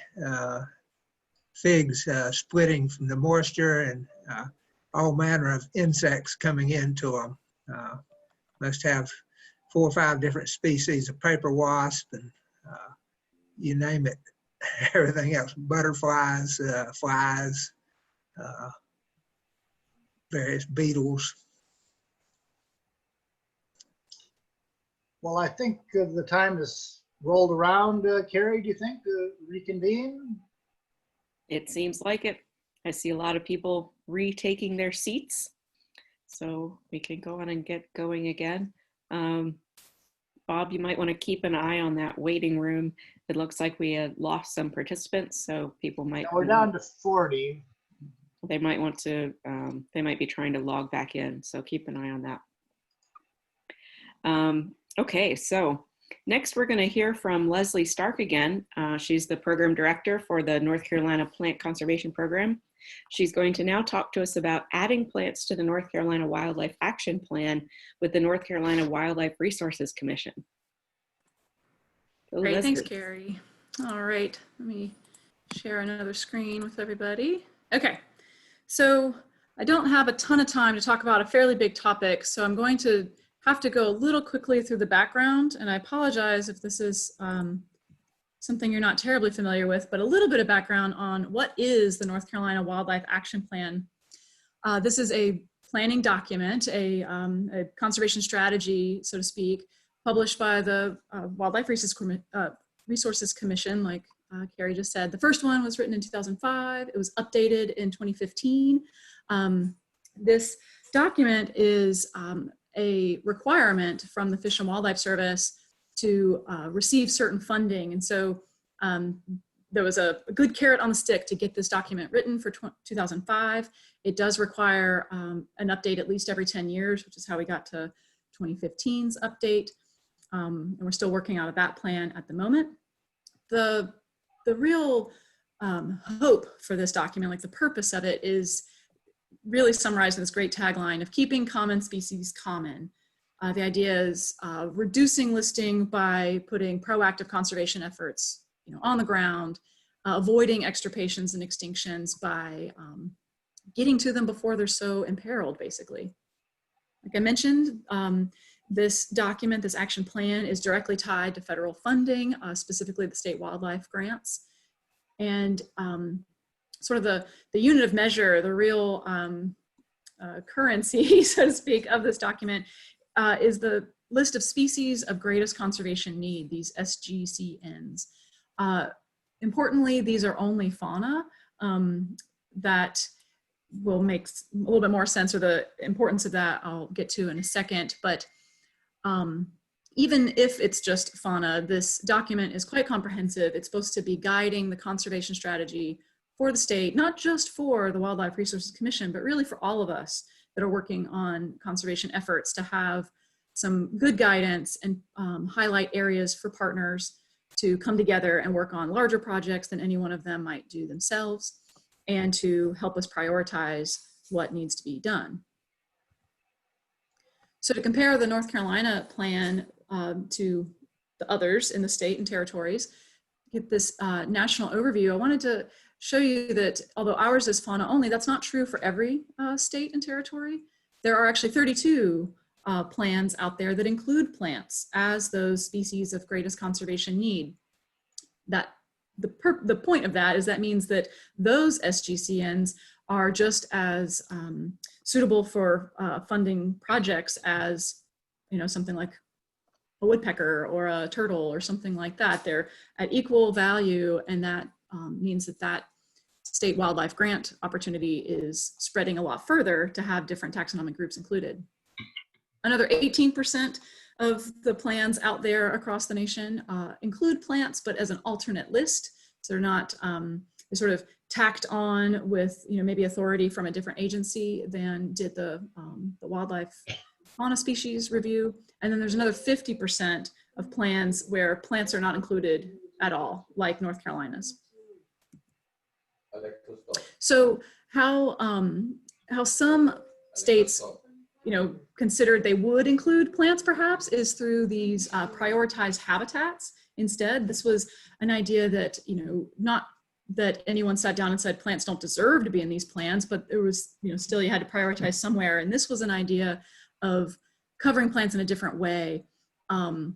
They were perhaps going to be included through each plan done on its own, but as that state's prioritized habitats. So if you look at this map, the states in green, well, the states, and then in the legend here, you can see territories in green represent plans that habitats were prioritized. They are a section of that plan, and they identify a focus need on certain habitats rather than listing every single species of importance there.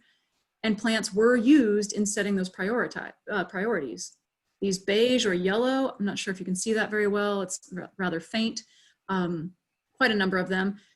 These plans did include habitat priorities, but plants were not considered in setting those priorities. The remaining states, those without their letters labeled, are in gray. Again, I can see that that's a little hard for you to see, but those states did not include prioritized habitats at all. So you can see that North Carolina is in that beige category. Habitats were prioritized, but plants were not included.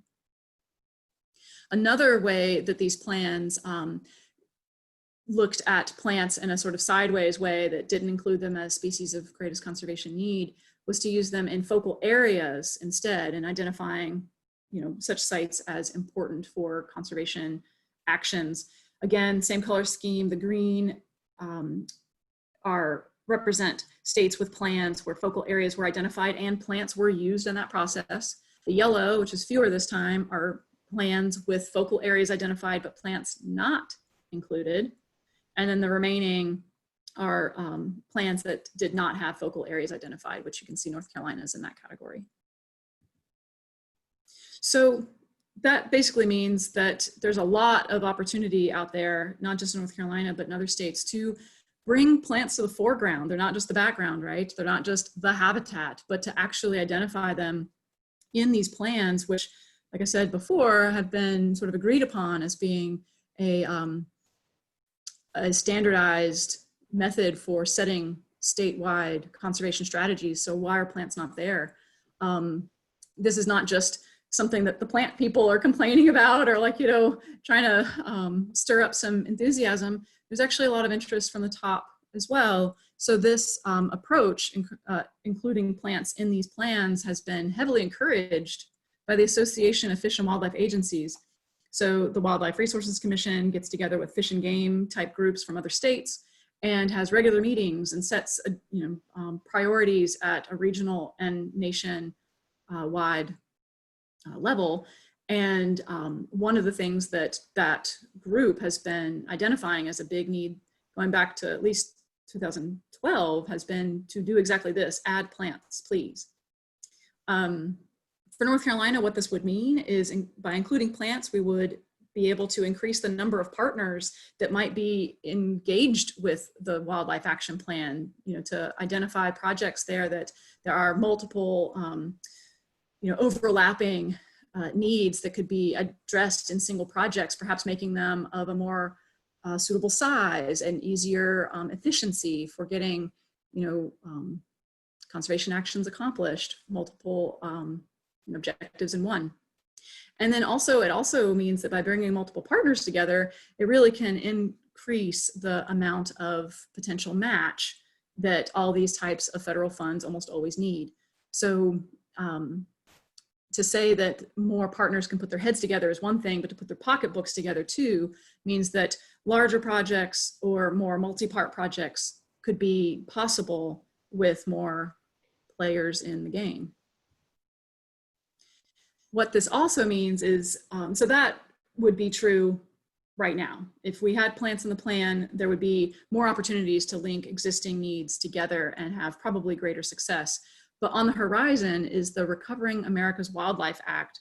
I'm not sure if you've heard about this. I've certainly been talking about it a lot. Wildlife Resources Commission is thinking about it all the time. It's often referred to as just RAWA because it's a long name. But this bill has passed the House earlier this summer, July 2nd. The next step is going to the Senate. It has amazing amounts of bipartisan support, which is always a good thing.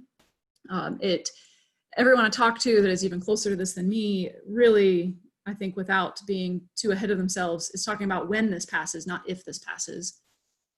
It's also coming on the tails of last year's big success of both restoring and permanently funding the Land and Water Conservation Fund. There, despite things that might seem bad, there have been a lot of good movement and momentum on similar environmental actions. So this is looking quite good. What it would mean is bringing, I mean, at the most base level, it would bring at least $26 million of additional recurring funding to our state. I mean, it's much larger. Each state is going to get their own cut, but North Carolina could see $26 million every year that would be tied directly to that wildlife action plan. So in particular, addressing proposed projects that would help conserve those species of greatest conservation need. Another important thing is that the act as it stands would be redefining what species are potentially served this way, and it would update the language so that SGCNs can include flora as well. It would expand beyond only wildlife being fauna, essentially, to give states more clear guidance that they can include plants in their plans and that they would get funded, which had been something holding different states back in the past too, is an interpretation of that that language. And then lastly, the real carrot on the stick is that I was mentioning the top-down support for states finding a way to add plants in their plans. They've also added this 5% bonus, the promise of additional funding for the states that do include plants. So again, it's not just little old PCP or similar small agencies or support groups saying this should happen. There's real momentum behind this and incentivization of it as well, which is really encouraging to see. So much of this year, I've been working with the Wildlife Resources Commission to find out what it would take to add plants to the existing Wildlife Action Plan. The next major update is due in 2025. Doesn't feel like it's, in some ways that feels like a long time for folks that are updating gigantic documents. It's, the right amount of time for what it's going to take. But if it's too long, so we've Commission, what would it take and what exactly would we put forward? And what we've come up with, let me pause. I'm afraid I'm breaking up. Okay, I had a warning that my internet was not strong enough. So let me pick up where I was. So the Wildlife Resources Commission has agreed to submit our existing protected plant list as an appendix list to the existing plan ahead of the next major revision in 2025, so that they would exist as species of greatest conservation need. This update will require review and approval from Fish and Wildlife Service. I've come to understand they have two different avenues for updates to these plans that they review: minor revisions and major revisions. Major revisions are a much lengthier process. Minor revisions are much less, sort of makes sense. And so the plan for now is to submit our existing protected plan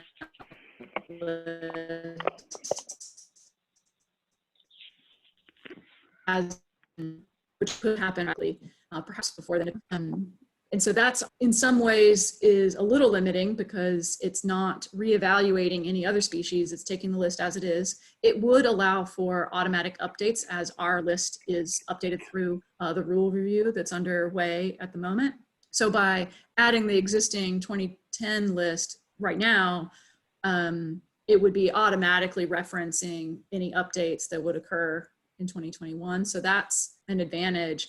But what we've decided is that in time for the next major revision for 2025, that would allow us to have this existing list, the protected plant list, go in.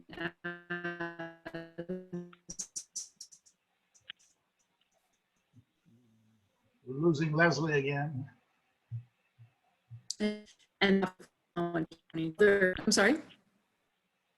We're losing you again, Lesley. Lesley, if you turn off your video, it might give you more bandwidth. Are you hearing me?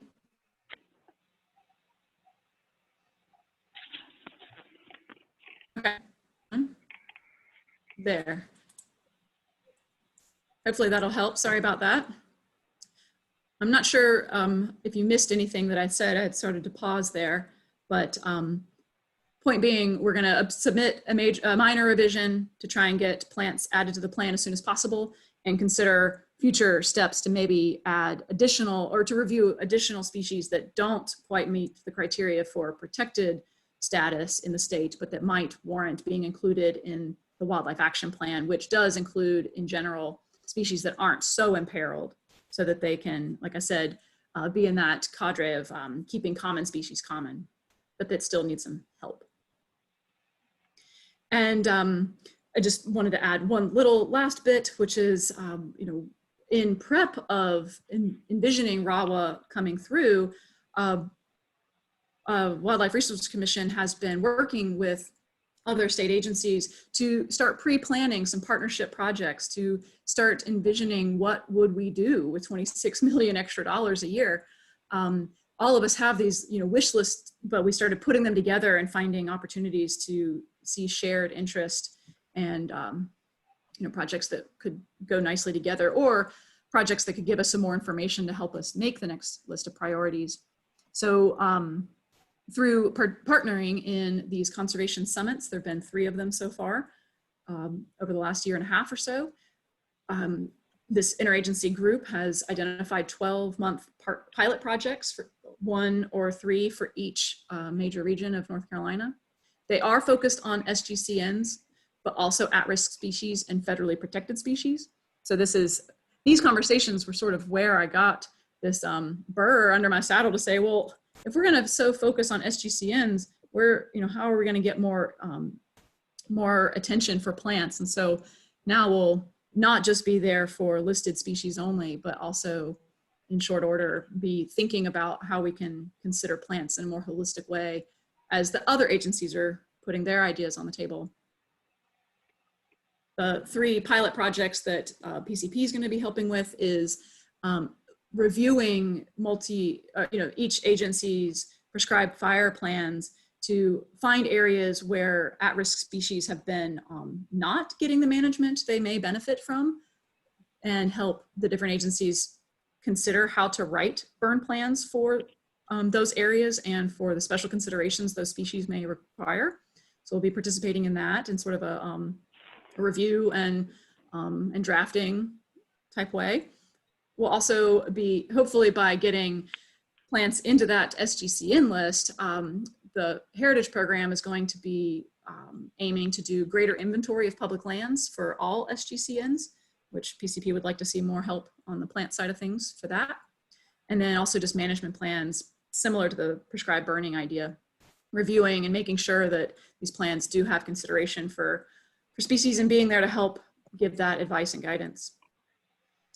So that's kind of it in a nutshell. It's really exciting. I hope that, as short and sweet as that was, that I could properly convey how important adding an entire taxonomic group to such an important document really could be. I think it's going to be something that's going to bring plants to a much higher elevated profile. It's not going to be just, oh yeah, well, luckily PCP is handling that stuff, they can do it. Which, I mean, I can kind of appreciate that attitude that people in different groups give us credit for the work that we do, but it would be a whole lot more effective if we could actually be encouraging other agencies to do more for plants as well. So I'll stop there. I'm happy to answer any questions if I left things unclear though.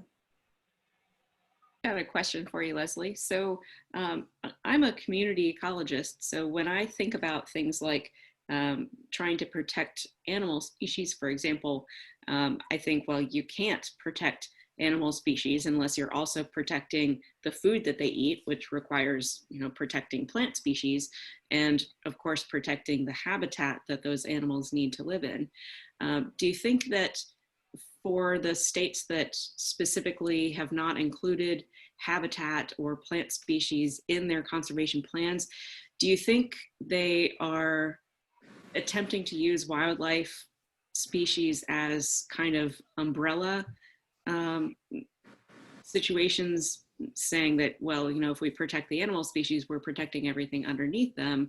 Or do you think it's more that they're trying to be able to somehow protect the animal species without having to necessarily protect certain kinds of habitat? Well, I mean, I wouldn't be able to speak for each one, certainly. I think there's probably a mixture of what you're describing happening, across the nation. I think there's a good bit of both. A lot of people that are in this field of work are, holistic thinkers, and they like ecology and they've studied ecology. And so they think of more than one thing at a time. But, by leaving other important considerations out of the planning process, we just know it can't, be fully evaluated and carefully, orchestrated. So I think there are some situations where there's a lot of,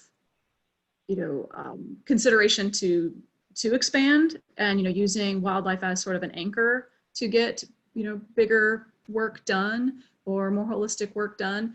But it just isn't the same when you're not taking a multivariate approach, is, I guess, my answer to that. I think it can only be better by actually bringing us all together and really considering these things. I mean, to put it the other way, I've felt a little under-resourced at times where I've, reached out to Alvin and other experts from Wildlife Resources, where I know I have a burn objective in a site for a suite of species that are plants. And I know that that's also an important, like amphibian site, but I don't know enough about them, to really be as careful and cognizant as I should be. So I have to reach out. I think by having this partnership built in, and it's not just requiring people to make the right phone calls, is going to be a game changer. I think this is an excellent opportunity here. For years, we've tried to encourage with Wildlife Commission and being sort of joint with them and with Plant Conservation Program and Friends of Plant Conservation, that more collaborations along this line. And it's what you find with outfits like the Nature Conservancy and some of the land trust, Triangle Land Conservancy, Charter River Land Conservancy, Catawba Land Conservancy, various, have done a pretty good job at times of putting both plants and animals into their plans for conservation. And typically when you're looking at animal populations, if you're protecting areas, you're protecting larger areas than we are routinely with plants. And that's only to benefit, I think, for our plants, because it gives you, if the area is larger that your at-risk species are in, it gives you more opportunities for expanding those populations and not just protecting the little spot where they occur. So I really am excited about this opportunity and hope it can go forward and provide a good bit more funding for the conservation work we so desperately need here. So kudos, Lesley, go for it. Thank you. Caroline McCormick, are there any species that are important to hunters that it would be a downside for habitat or plants as a management for, deer or something like that? Is there, I can't think of one, but be a case where the plants would suffer. Well, Carol Ann, this is Carrie DiGiaco. One of the biggest impacts on many native plant populations in a lot of areas of the eastern U.S. right now is actually damage due to overpopulating deer, because we have pushed most of the natural predators of deer away from areas that are dominated by people, which is pretty much everywhere now. Our deer populations in many, many places have exploded. And those deer are fairly particular in the types of plants that they choose to eat. They certainly have their favorite plants, and they will demolish their favorite species. So in a lot of areas, when you are trying to do plant conservation work, trying to limit the deer populations in an area is a significant effort. Now, in recent decades, we've had coyotes spread out along the eastern seaboard, and the coyotes are actually beginning to have an important impact on deer populations. So those coyotes have now been shown to not just have fawns in their diet, but they frequently, now it's been shown that they take down, or at least are able to eat adult deer as well. So now that we have those predators back in the mix, we may be able to see more natural decline of deer populations. But for many decades now, since we've had these very large deer populations, it has been important for us to maintain active hunting of deer populations in places where there are vulnerable populations of plants.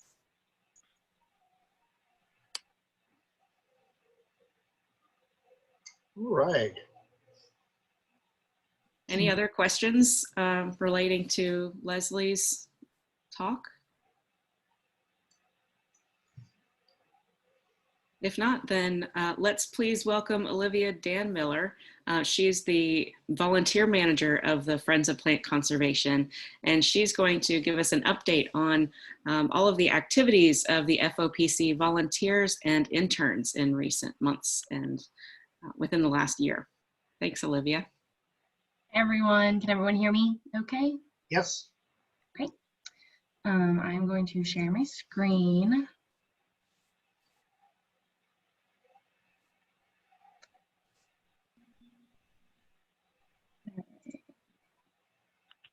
Okay, everyone see that? Yep. Yep, okay. Well, hello. For those of you I haven't met, I'm Olivia Dannemiller, and I'm the volunteer coordinator for Friends of Plant Conservation. And like Lesley mentioned earlier, I'm also working part-time for PCP. So currently I am full-time plant conservation, which is awesome because I get to work from home, but I also get to go out in the field every week. So it's going good. So today I'm going to share with you the volunteer opportunities that we've been able to have despite the pandemic. A lot of them have been reduced, but we were able to have some socially distanced work days. I will also share with you some of the Preserve Stewards activities throughout the year. And I will also share with you we had 3 interns over the summer, 1 who stayed on with the fall semester. So I'll share with you some of the work that they were able to accomplish while they were with us. All right, so before the pandemic hit and things were normal, we had a work day at Red Lair to help Haywood with some flood damage repair. So sort of like Julie was mentioning earlier, Catawba Lands Conservancy is an awesome partnership with us there. They are really key for helping us recruit volunteers.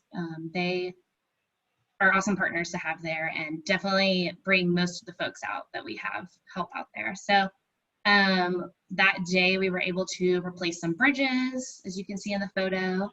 And we also checked on some recently planted saplings that had been displaced from the flood and to make sure that they were still secure in the ground. And then we also had some extra time to remove some non-native invasive species while we were there too, mostly privet is what we worked on. And then on March 26th, we had our annual Delaney Bog Work Day. This was sort of when, as you all know, right when the pandemic hit. So it sort of turned into a staff-only work day with Plant Conservation Program and Highland Cashers Land Trust. So they are one of our key partners for that site. Typically this day is in partnership with all 3 partners, which is Highland Cashers Land Trust, U.S. Forest Service and Highlands Biological Station. But this year we only worked with the 2 partners, and we worked on an ongoing project removing the encroaching woody species that were encroaching on the pitcher plants there. And then May 15th, we had our first socially distanced work day. And so I went out to Melrose Mountain Preserve in Polk County and invited the Polk County Master Gardeners to come out. So we went out and dug up some ornamental hostas that are found on the site. So they are spreading pretty rapidly on the edge of the preserve. And so we went out and dug them up and allowed the participants to take them home and plant them in their own gardens. So win-win kind of work day. And this is something we could probably do every year with the amount of hostas that are there and available to dig up.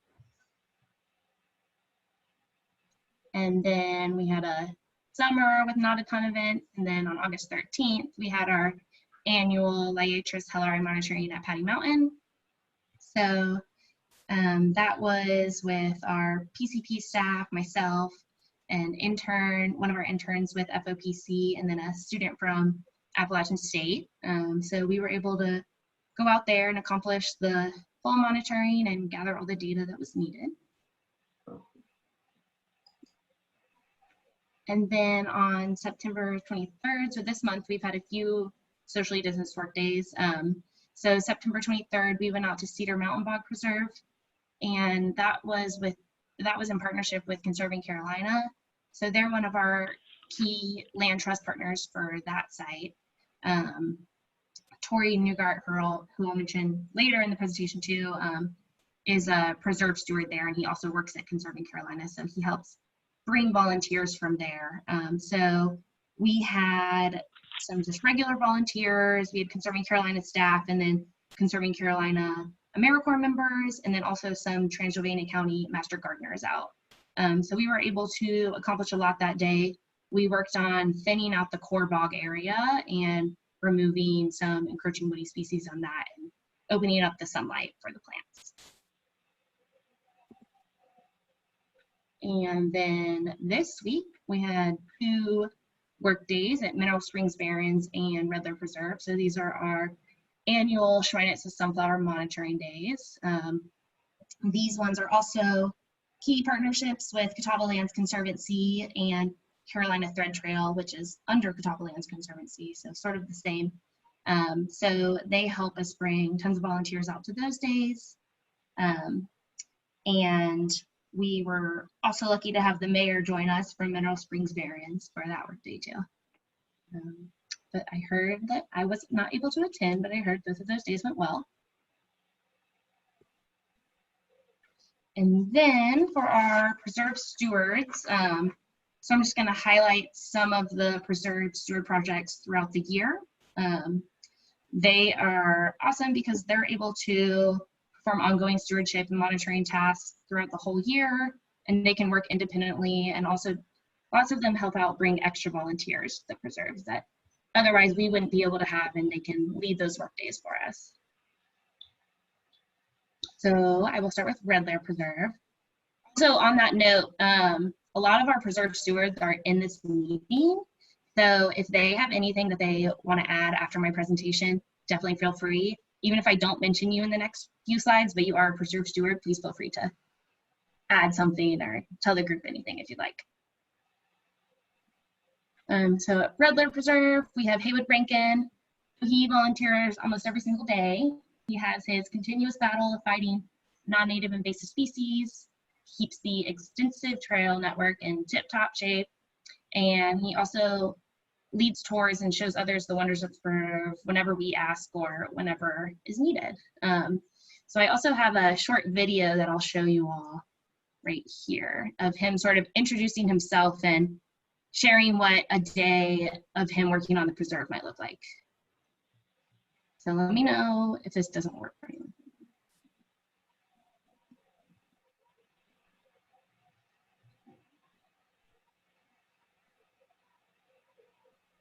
I can't hear him, Olivia. Can anyone else hear? Yeah, so I've run into this problem before because the basically your computer is playing that sound, but it's not projecting it through Zoom. Okay. Is there a way to change that? 'Cause I have a few videos. On your control panel, there should be at the bottom 3 dots. And if you click on that, and I think there's an option, something to the extent of share computer audio. Okay.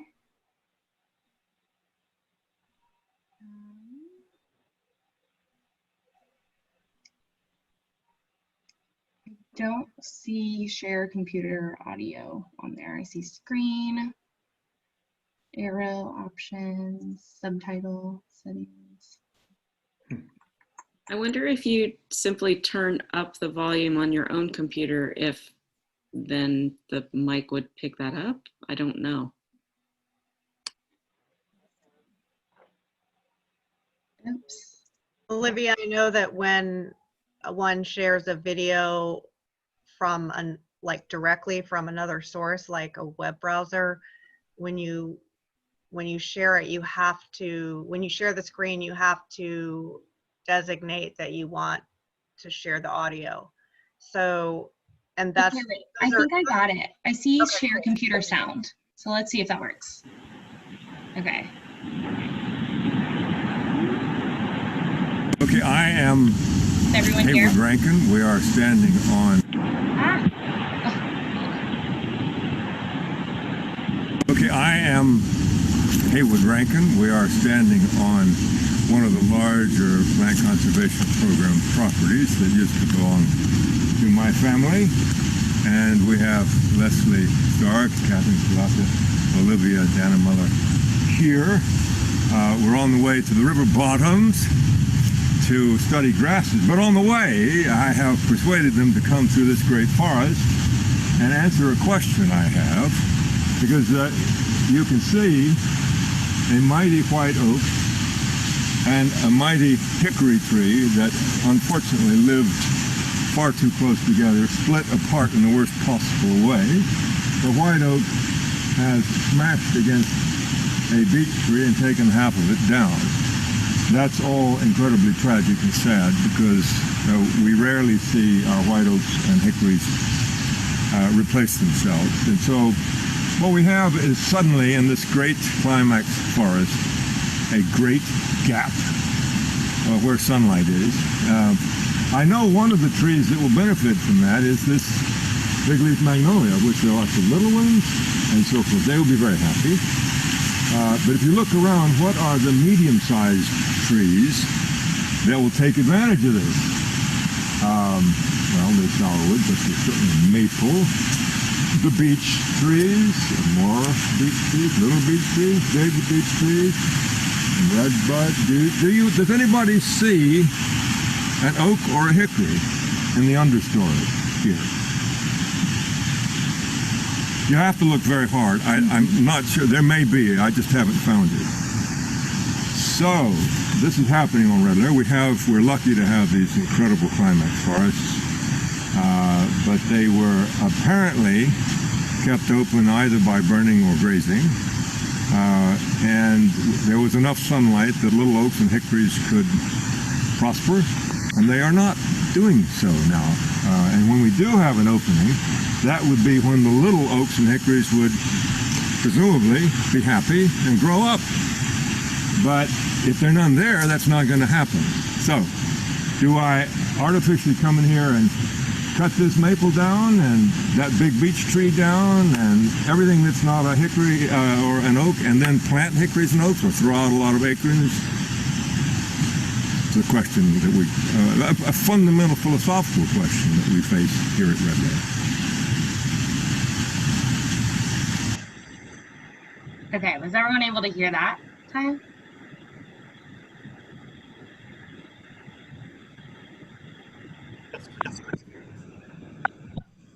Assuming yes. Okay.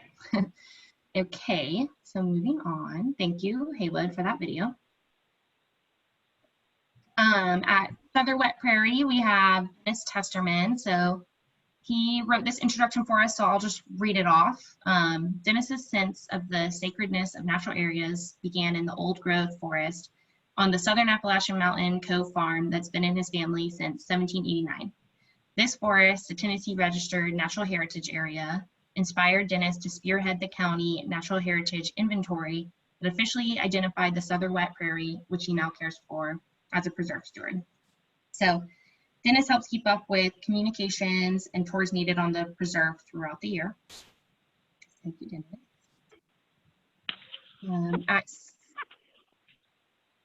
At Cedar Mountain Bog, we have Tori Newgart. So he's been a preserve steward there for 4 years. He, like I said earlier, works at Conserving Carolina. So he's a key part of our partnership there. So he helps us bring AmeriCorps members and volunteers through them. He also helps recruit Transylvania County Master Gardeners as well. But he visits the preserve multiple times a month, keeps a hawk's eye view on everything using his former park ranger skills. And this year he was able to help with the thinning workday that we had this month. And he also helped a lot with removing with non-native invasive species, specifically Microstegium this year. And at Tater Hill, we have Matt Estep. He introduced himself earlier today to elaborate on his role as a preserve steward. So he is the preserve steward for Tater Hill. He's a professor at Appalachian State. He helps bring students out regularly to the preserve for volunteer work. And he also helps bring students out to our Patty Mountain Preserve volunteer opportunities like the Liatris helleri monitoring that we have once a year there. He's also always willing to give a tour of the preserve when we ask. Our newest preserve steward is Alan Smith. So he is at Bat Fork Bog and Ocklawaha Bog. So he's taking the role of 2 preserve stewards for both of those sites. So I will also read off this one because he wrote this up for us.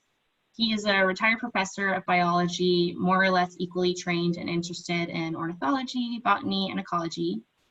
Career in academia at 3 colleges and universities, including Lynchburg College, Warren Wilson College, and 26 years at Mars Hill University, where he lives now. And he also worked as an independent contract conservation biologist for agencies and organizations, including the U.S. Forest Service, Nature Conservancy, National Park Service, SJHC, NC National Heritage Program, and other private groups and individuals. So he grew up in Southern Alabama and migrated north after college and has roamed the Southern Appalachians for over 40 years. So he is helping us protect rare plants from deer browsing. He's helping thin bog areas. He's been helping me a lot at Cedar Mountain Bog with that project as well. And he's also helping with invasive species removal at all of the sites. And then we have Jeff Marcus at Eastwood Preserve, who's already spoke during this meeting. So he lives in a house on the preserve and serves as the caretaker with his wife and daughter. He gives regular tours of the preserve, especially during peak blooming periods. So he helped with the NC Botanical Gardens partnership field trip that we had there recently that Julie mentioned and spoke on. He also has a continuous battle of removing non-native invasive species from the preserve. And another big project he worked on this year was restoring an ephemeral wetland for frogs, toads, and salamanders to make a better habitat for them. And you can see that in the picture in the top right. And at Delaney and Cedar Cliff Mountain Preserves, we have a sort of a partnership preserve steward in a way. Highland Cashiers Land Trust is a key partnership at those sites. Gary Wine and Kyle Purcell specifically know tons about the site. They are always willing to help give a tour or help with the workday when needed. They were also key in acquiring those preserves. And I also just wanted to show off these awesome drone pictures that Jeff Austin, the new plant ecologist for PCP, took while we were out there this month.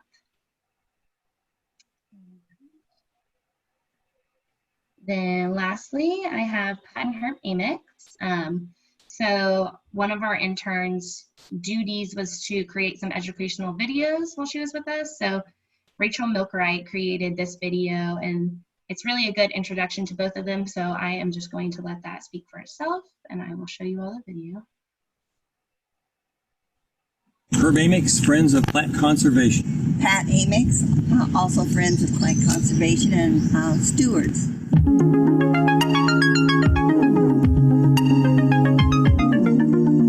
We became very interested in becoming stewards by going to a meeting, an annual meeting in Wilmington in 2010. We were given a tour of the preserves and explained what our duties would be, and that we could do as little or as much as we wanted to do to be volunteers.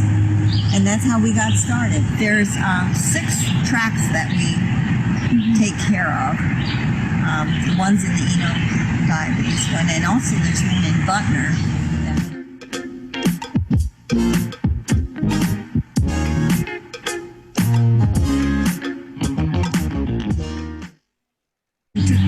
Heads home, and we would get the seeds out of them and then plant them at home, and then late in the summer plant them back into the tract that they came from. It's a highly invasive form of clematis. It's a vine, it's evergreen, has a very rapid growth rate, and it tends to smother out the plants under it. So we try to eliminate it anytime we find it in the preserves. I have a book for every tract, and we take rough notes while we're here, and when we go home we write them into the books, and it's really helped us to look back on the history of each tract of land. If anyone else would ever take over our job, then they would also know what was done. It truly is whatever you want to make it be.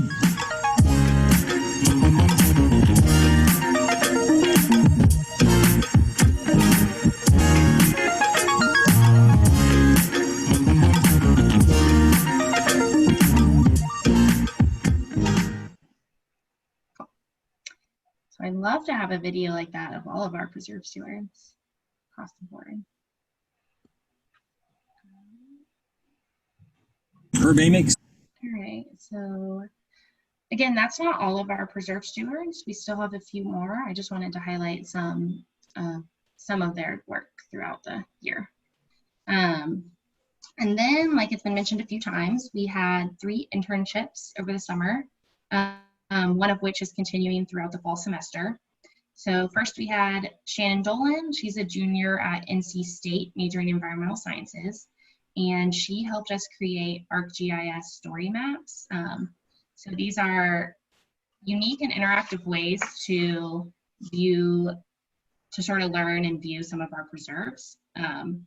She created one on Red Lair Preserve and one on our Durham County Preserve. So those will eventually live on our website where you can view them. I can also send you the link to them after this meeting. And at the end of my presentation, I will go through one of them with you just to show you what it's like.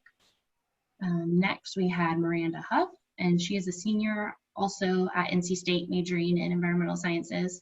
So she is helping us create some youth education activities and lessons that are based on plants and botany and plant conservation.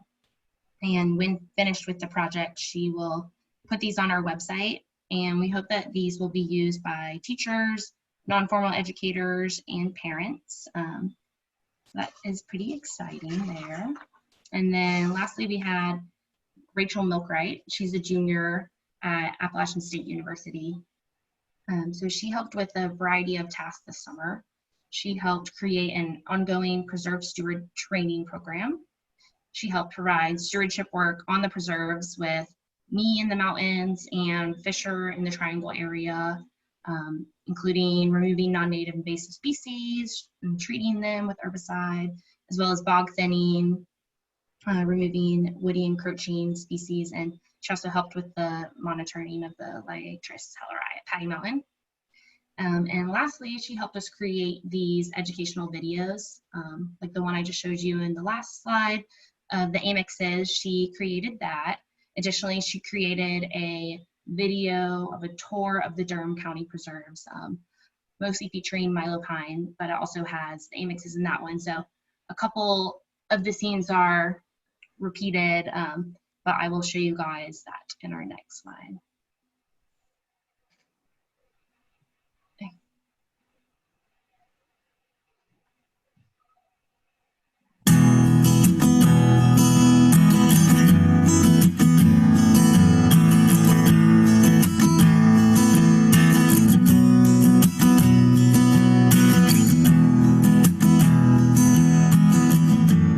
The rock up here, we call it diabase. This is a nice big boulder. Some squirrels have been sitting here doing their nutting, so it's part of the natural environment of this site. This rock, it's a volcanic rock, what we call igneous. So it bubbled up from the earth as hot lava and cooled in ancient times. It weathers down into smaller and smaller chunks until eventually it's pebbles and little clay soil, a very thick clay soil that sometimes is a dark gray color, unlike the red clays of most of the Piedmont. So this rock is different in its chemical composition. It's got weird metals in it, and it's a lower pH, so it's not as acidic as the normal rocks of the Piedmont, and that's why we have these plants here like the coneflower and Agastache nepetoides and other plants that in other parts of the range actually grow on calcium or dolomite-derived soils. So it's very unusual for the Piedmont. And the other thing here is you probably will not find a blueberry or anything in that family Ericaceae. Again, the soils are so circumneutral that the acidic-loving plants aren't happy. So if you're in a place in North Carolina with no members of that Ericaceae family, you are in a special place. And here we are today.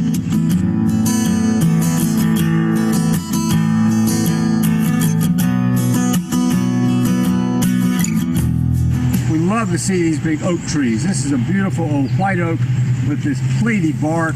It's a very thick platy bark. That helps this tree be resistant to and tolerant of fire. So controlled fire is used to manage the site and keep the understory open. But we love these big, beautiful oak trees. The two most prominent ones here are white oak and then post oak. We'll take a look at post oak. This is a big, beautiful post oak here, probably a 70 to 100-year-old tree. Again, like white oak, the bark is very fire resistant. The leaf is a big, thick, leathery leaf, kind of with a cross shape. So that's how you would tell this from white oak.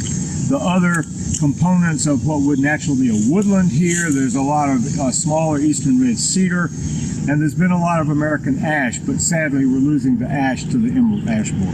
Here's an absolutely beautiful shagbark hickory, part of our diabase woodland.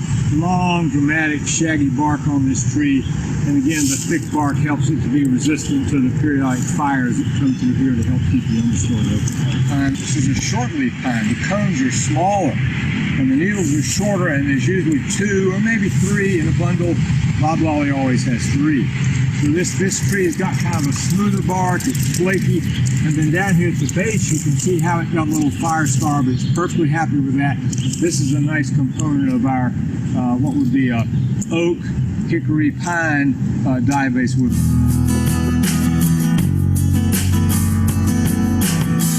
So here on these plant conservation preserves, we have to keep an active watch out for invasive exotic species. This is kind of a new one. It's called Youngia japonica or Asiatic false hawk's beard, something like that. They're little rosettes. They kind of look like a lyre-leaf sage, but the leaf shape is different and they don't have the purple color. So when I find these, of course you can't get them out of every sidewalk crack, but when I find them in natural areas, I try to remove the whole plant and take it off site.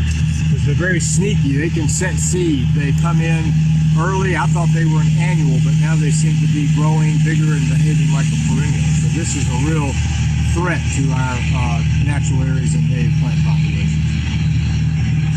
Which is a highly invasive form of clematis. It's a vine, it's evergreen, has a very rapid growth rate, and it tends to smother out the plants under it. So we try to eliminate it anytime we find it in the preserves.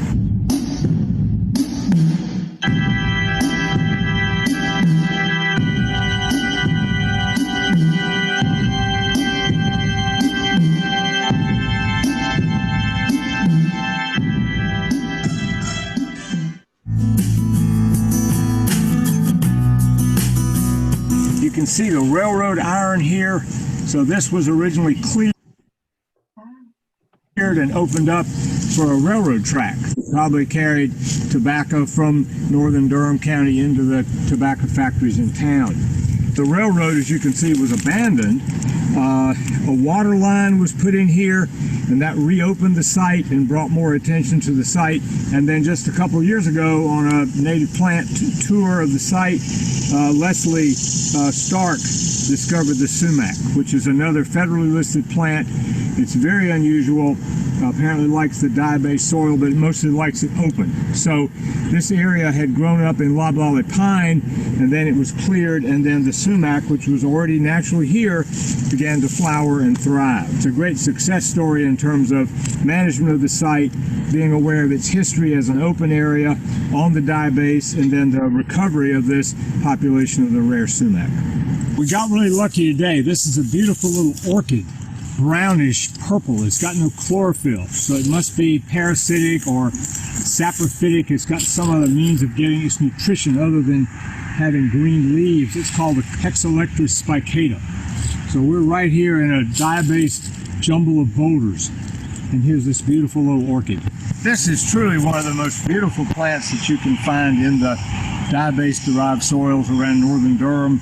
This is a tall larkspur. This is Delphinium exaltatum, and it's a beautiful and just remarkable plant. It likes the lower slopes, which are more moisture, mesic type of areas. Even though it's in the dye-based woodlands, it's an unusual phase of that woodland community. It makes it harder for them to survive because probably fire would not have been as frequent here. They're found on roadsides, and they have a hard life there with potentially mowing and herbicide use under power lines. It really is an extremely threatened plant as well as a very beautiful plant. Agastache nephitoides, which is the yellow giant hyssop. They have square stems. They're in the mint family, and these have very woody stems that last sometimes 2 or 3 years. But you can always feel the 4 sides to the stem. And generally, the new growth comes up at the base of those stems. This one is about maybe 5 feet tall. It is really a giant hyssop. It goes through very large swings in population size, and it's probably related to fire. And once the prescription burns have stopped, then it begins to decline. And following a big prescription burn, we have an explosion of population. This is a native clematis, and it's unusual because it's not a scrambling vine. It's almost like a little shrub, and it has this beautiful seed head with these arching things that come off the top of each seed, so people call it curly heads. It's a really cute name for it. Shines in the sun, kind of a light golden or copper color.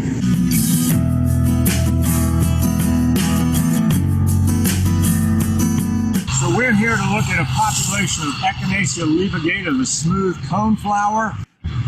And this is basically a Piedmont and Ridge and Valley endemic. It goes from the limestones of Virginia down through North Carolina on diabase rock and down into Georgia and South Carolina. Very scattered populations. It's federally listed as endangered. And here in the preserves around Peñas Bend, we've done a lot of management and augmentation of these populations to be sure they survive. This looks excellent today. The flowers are a little bit beyond their peak of bloom. The very narrow petals hang down, they decline. And the leaves are very smooth, as the name would indicate. So this is a really special plant, and we're really proud of the work that the Friends of Plant Conservation and the Plant Conservation Program have done with this site. It's really special. We are at the back of Williams, which is separated quite a bit from the front. And if you look across to the slope that goes up, you will see the back of the Freudenberg property. And that is where we found some smooth coneflowers, 3 plants. And we have planted seeds from those and have put them here on the back to grow. So we have, I think, 21 or 22 plants that started out as seeds from the Freudenberg one. Deer are much more active in the back of the area, so we have to spray, and we put cages around most of them when they first get started, just to protect them and give them a chance to get established. Herb, what's in your deer spray?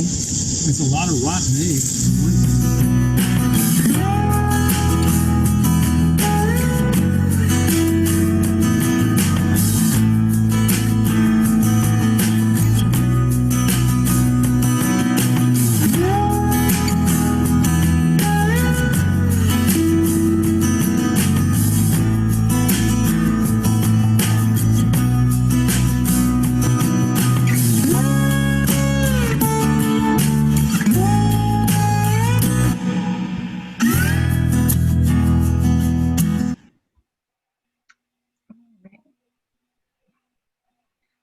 So Rachel Milkwright helped us create that video.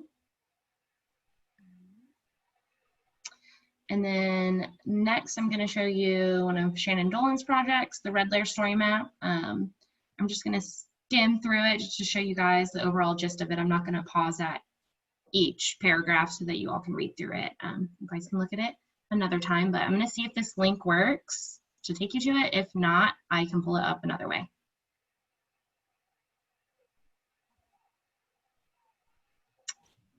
All right, did that take you to my web browser or not? No.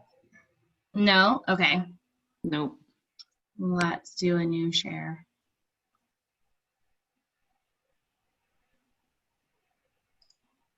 Okay, now? Yep, we see it now. Okay, so this is the ArcGIS story map. So again, she created one on Red Layer and one on our Durham County Preserves. So this is the Red Layer one. All you need to do when you get to this first page is just scroll down really to interact. And then later on, there's some things you can click to go through. So first she touches on the history of the preserve. Pause for a little bit to let you all read through, skim it if you'd like.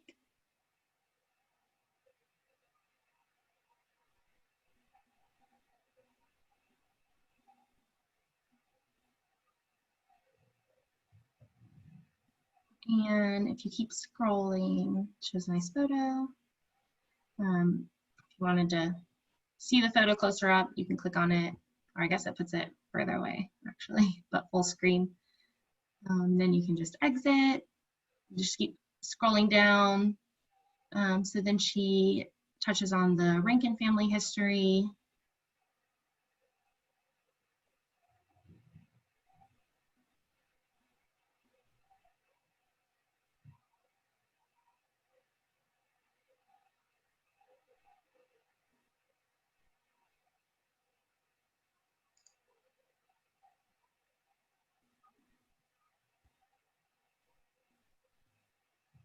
And she touches on natural communities. So she gives a definition of each of the communities found there throughout here, and also provides a link to if you wanted to read further about the definitions and see where they came from. So you One of the can. impressive things is how many interactions are possible. There are many links and many places to go, so it's not a one-dimensional reading. You can explore whatever parts you're interested in. Exactly. So I'm not going to actually click the link and take you there, but if you wanted to, you could. But yeah, it's pretty long, so I'll just keep scrolling. So what makes Red Layer so unique? And some photos of some work days. But again, I'll provide you with this link so you can fully dive into this map later. But then it has some interactive areas. So it gives you directions on how to navigate it on the right here. But I'll just show you, you can click on each of these different colored areas and it tells you more about the area. And then route.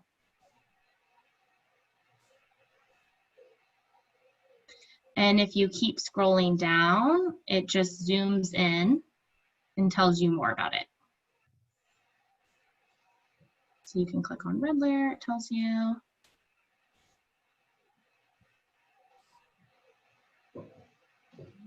And then shows some plant species that are found there.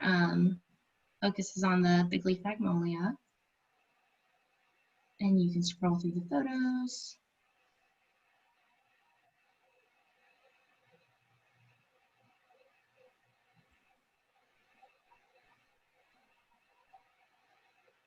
And then keep scrolling down. I'll show another video. I'll show this one of Haywood too, just showing the largest big leaf magnolia on the preserve. Well, hello. This is a big leaf magnolia. It may or may not be the biggest big leaf magnolia on Red Lair, the 1,200 acres of Red Lair, depending on which person you talk to who has measured it. But our big leaves don't tend to get any bigger than about 13.5 inches in diameter at breast height. They are a sort of an understory tree, a largish understory tree, and they're very happy on steep primeval slopes like this one, especially when they're north-facing, as this exactly is north-facing. You see this combination here between big leaf magnolia and mountain laurel. We also have quite a bit of mountain laurel on north-facing slopes like this. The big leaf is the reason why Red Lair is protected by the Plant Conservation Program, that and the Schweinert sunflower. And it seems to be doing very well. If I could pan around, you would see an enormous number of baby big leaves and a good many on this slope that are, by our standards, really huge. There is a big leaf at Biltmore that is 25 inches in diameter, which is slightly embarrassing to us here. But of course, it's not native there and did not grow there, but was planted there and taken care of, I guess, for years and years and years. We don't take care of these, they just grow here the way they grow. And they're doing exceptionally well. They must like global warming, I suppose. Anyway, they're expanding rather than the opposite. Well, hello. All right. Then she touches on the Schweinert sunflower and how Red Lair is home to the champion chopped maple. I have an update on that, not to interrupt you for too long. Yeah, no problem. When you read through this, it says that it was identified as the state champion, and that in doing that, it unseated the national champion. I just got notice earlier this week that the national champion tree list was updated, and you can go there and see that for sure, the chalk maple at Red Lair is the national champion. Wow, that's so exciting. That's awesome. So there's Bob measuring the national chalk maple. So let's see our certification. There's CV. And then just some more plant photos and plants found on the preserve. So as you can see, this is a super interactive way to learn about the preserve rather than just visiting a web page or reading a paper. And then here she shows some maps. Again, it gives you directions on how to work it. So you can click on the specific dots to numbers to learn more about each one. Pop up. And then if you keep scrolling, shows you this industrial farm land map of Gaston County, and then zooms in, Red Lair. And then this one is fun. It shows you the aerial images from 1938 to 2019. So you can slide across, yeah. Yeah, to sort of see, compare. And it tells you right here, click and drag the arrows left to right to compare. So in most spots throughout the map, you should be able to read to learn how to navigate it. And then this one just shows the satellite images throughout the years. And as you scroll, it changes. And then some conservation efforts. I'll just scroll through here. Some more photos.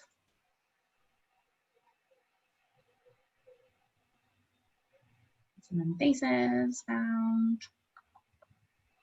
Work days. More on monitoring the shriness of sunflower, the work that we do for that. How to get involved. So it has a link that takes you right to our volunteer page on our website. A ton of links here about the Red Lair Observatory and more about some details in Red Lair. He's on the stewardship committee, and then just ends with links to our website, Facebook, Instagram, and an email and our phone number if they have more information. So we'll share this on our website and probably through our social media and other outlets.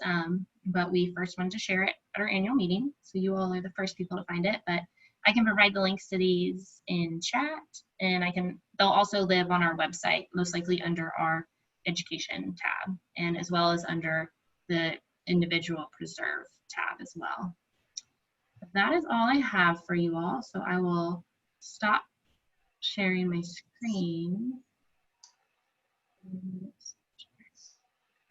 And does anyone have any questions, or did any of the preserve stewards want to introduce themselves or add anything to what I touched on for you?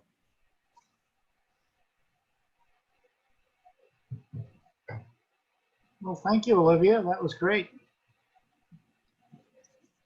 Yeah, that was fantastic. I really enjoyed learning about the stuff that they did this summer. That was really, really enjoyable. The only other thing I'll add to that, Olivia, is you mostly showed what's already finished, and you touched on our third intern that's still working. There'll be more to be revealed at a future date. Those environmental education lessons are still in development. So these will go up on the website, but then we'll have to send out another announcement when those additional resources are available, but they're looking just as good.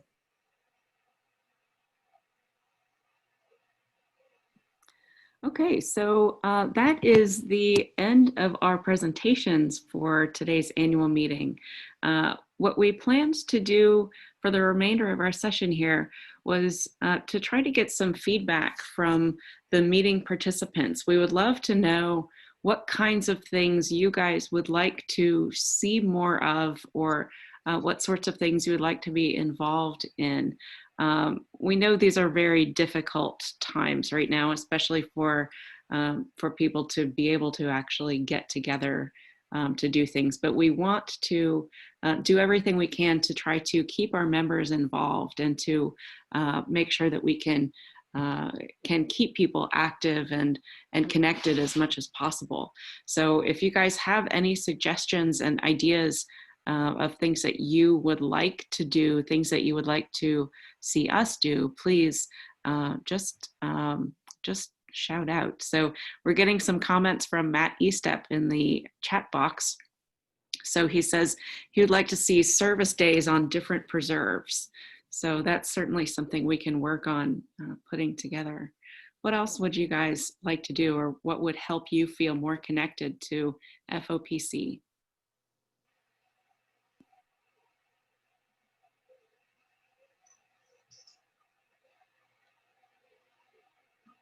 Well, I would certainly like more opportunities to see, visit, and help with the various preserves. That's something that Olivia has helped us do, and something that Lesley has been helping us with, but that certainly seems a core part of this, is both learning and servicing at the same day. I was just going to suggest, maybe while people are thinking of ideas to offer, maybe Olivia, could you touch a little bit and explain the work and learn format, which has been sort of what our what we used to do is more or less field trips and or work days. We've sort of combined these ideas, and we've been doing it a little bit. This year's been a little slow for the obvious reasons, but maybe you could describe those just for everyone that might not be as familiar. Yeah, so how we've sort of transformed our volunteer work days to encourage more volunteers to come out. We start with a morning of volunteer work, stewardship work that needs to be done hands-on on the preserve. And then we take a break for lunch, and they typically go 10 to 2. Not always, but that's typical schedule. And then after lunch in the afternoon, we have an opportunity to sort of walk through and learn about the preserve and the unique habitat that it has to offer. So usually that's Lesley giving the tour of the preserve, but in the future or Haywood certainly gives the tour at Red Lair, and I'm sure Matt has given tours after work days at Tater Hill. So definitely changes throughout, but something I think we'd like to do in the future is partner more for the learn part of those work and learns and bring outside groups into the preserve to offer additional educational opportunities and subjects that we might not be able to offer. So that's something that we'd like to do moving forward, but that's the idea of a work and learn.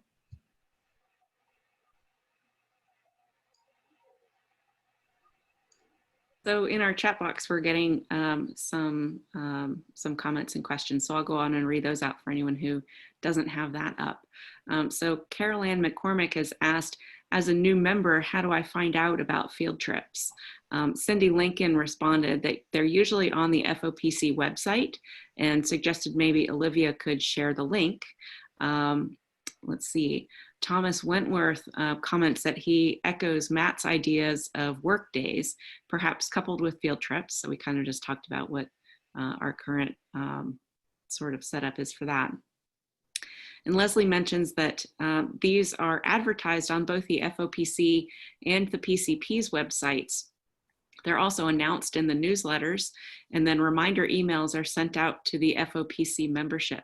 As our social media have become more active, activities are also being advertised there. So I would encourage anyone who is interested in being more actively involved in these sorts of things to come check our website now and then. Become our friend on Facebook, or connect with us via other social media aspects. You'll stay up to date on all of the sorts of things that we have going on. Olivia has posted in the chat box.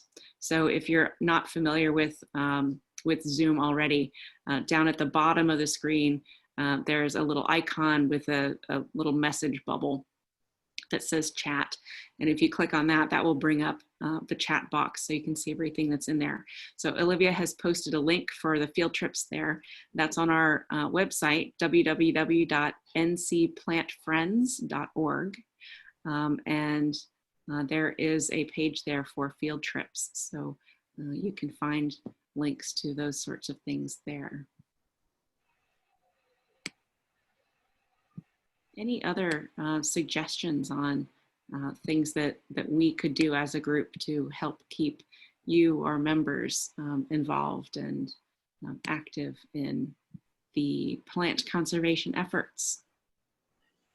There may be some, with connections improving between state agencies, the Wildlife Commission and the Wildlife Action Plan, some opportunities to maybe touch base with some of the hunt clubs around the state to get them a little bit more informed about rare plant species. And actually plant diversity promotes good wildlife diversity. So any concept that trying to help out the plant species is going to diminish the hunting should be try to counter that up front before it gets rolling in the wrong direction. So just a thought there. From the wildlife side and the non-game side, I've been trying for years to work with hunt clubs to get them to, for instance, don't kill the snakes you happen to run across out in the woods. They're part of the natural system. But so it's may think along those lines, and when Lesley's in touch with the commission folks, see what their ideas are. Possibly a little bit broader communication that we can foster and maybe gather some members that way.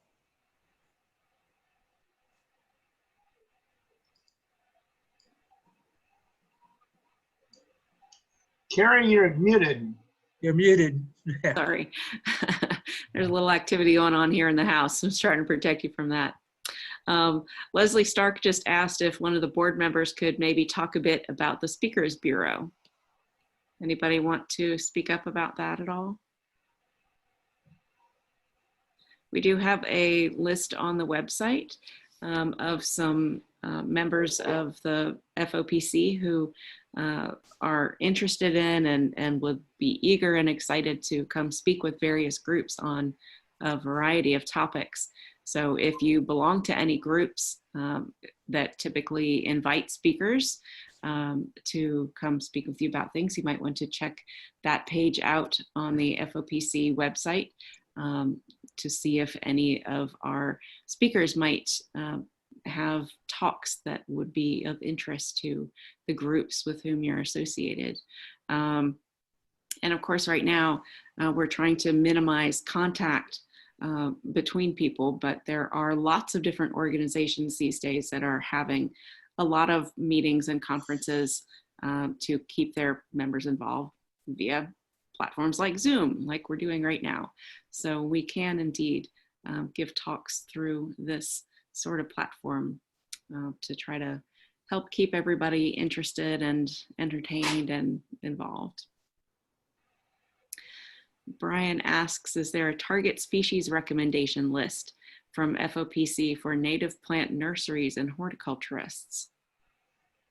I am not aware of that.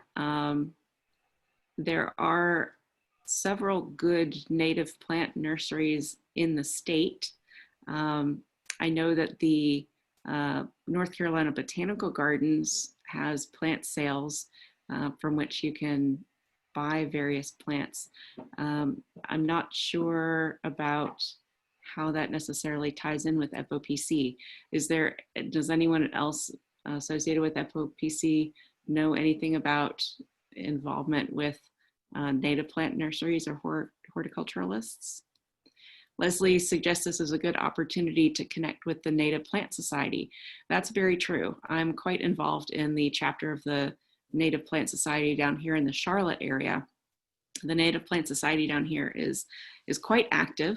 The North Carolina Native Plant Society has various chapters around the state for those of you who aren't familiar with that.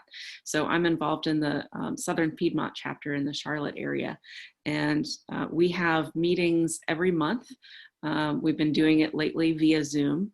The UNC Charlotte Botanical Gardens actually just had a plant sale last week. And native plant societies are also really good places. Our chapter, for example, every year in December has a seed swap. And so people who have native plants growing on their own properties will collect a bunch of seeds from plants in their yards, and they'll bring them in. We'll put them in envelopes, and everybody can go around and take some seeds of various kinds of plants that they're interested in having. I've gotten tons and tons of seeds of many different plants that way. That's a fantastic way to get involved with trying to propagate native plant species on your own property. It certainly does. It's wonderful for us to have just little micro spaces in our yards for trying to provide food for pollinators and other wildlife, and try to maintain genetic diversity among plant populations. Our own yards can act as kind of little islands from which native plants can jump from one to one as they're trying to get from one preserved area to another, little stepping stone kinds of habitats in between. Carol Ann McCormick has posted in the chat box, and Milo Payne has posted in the chat box links to sources for native plants and plant sales. And Anna Katrin Rose says she has lots of native plant seeds from the Boone area. So if anyone is interested in getting some native plant seeds, you might want to reach out to Ann Katrin, and she might be able to hook you up there. So there are some ideas.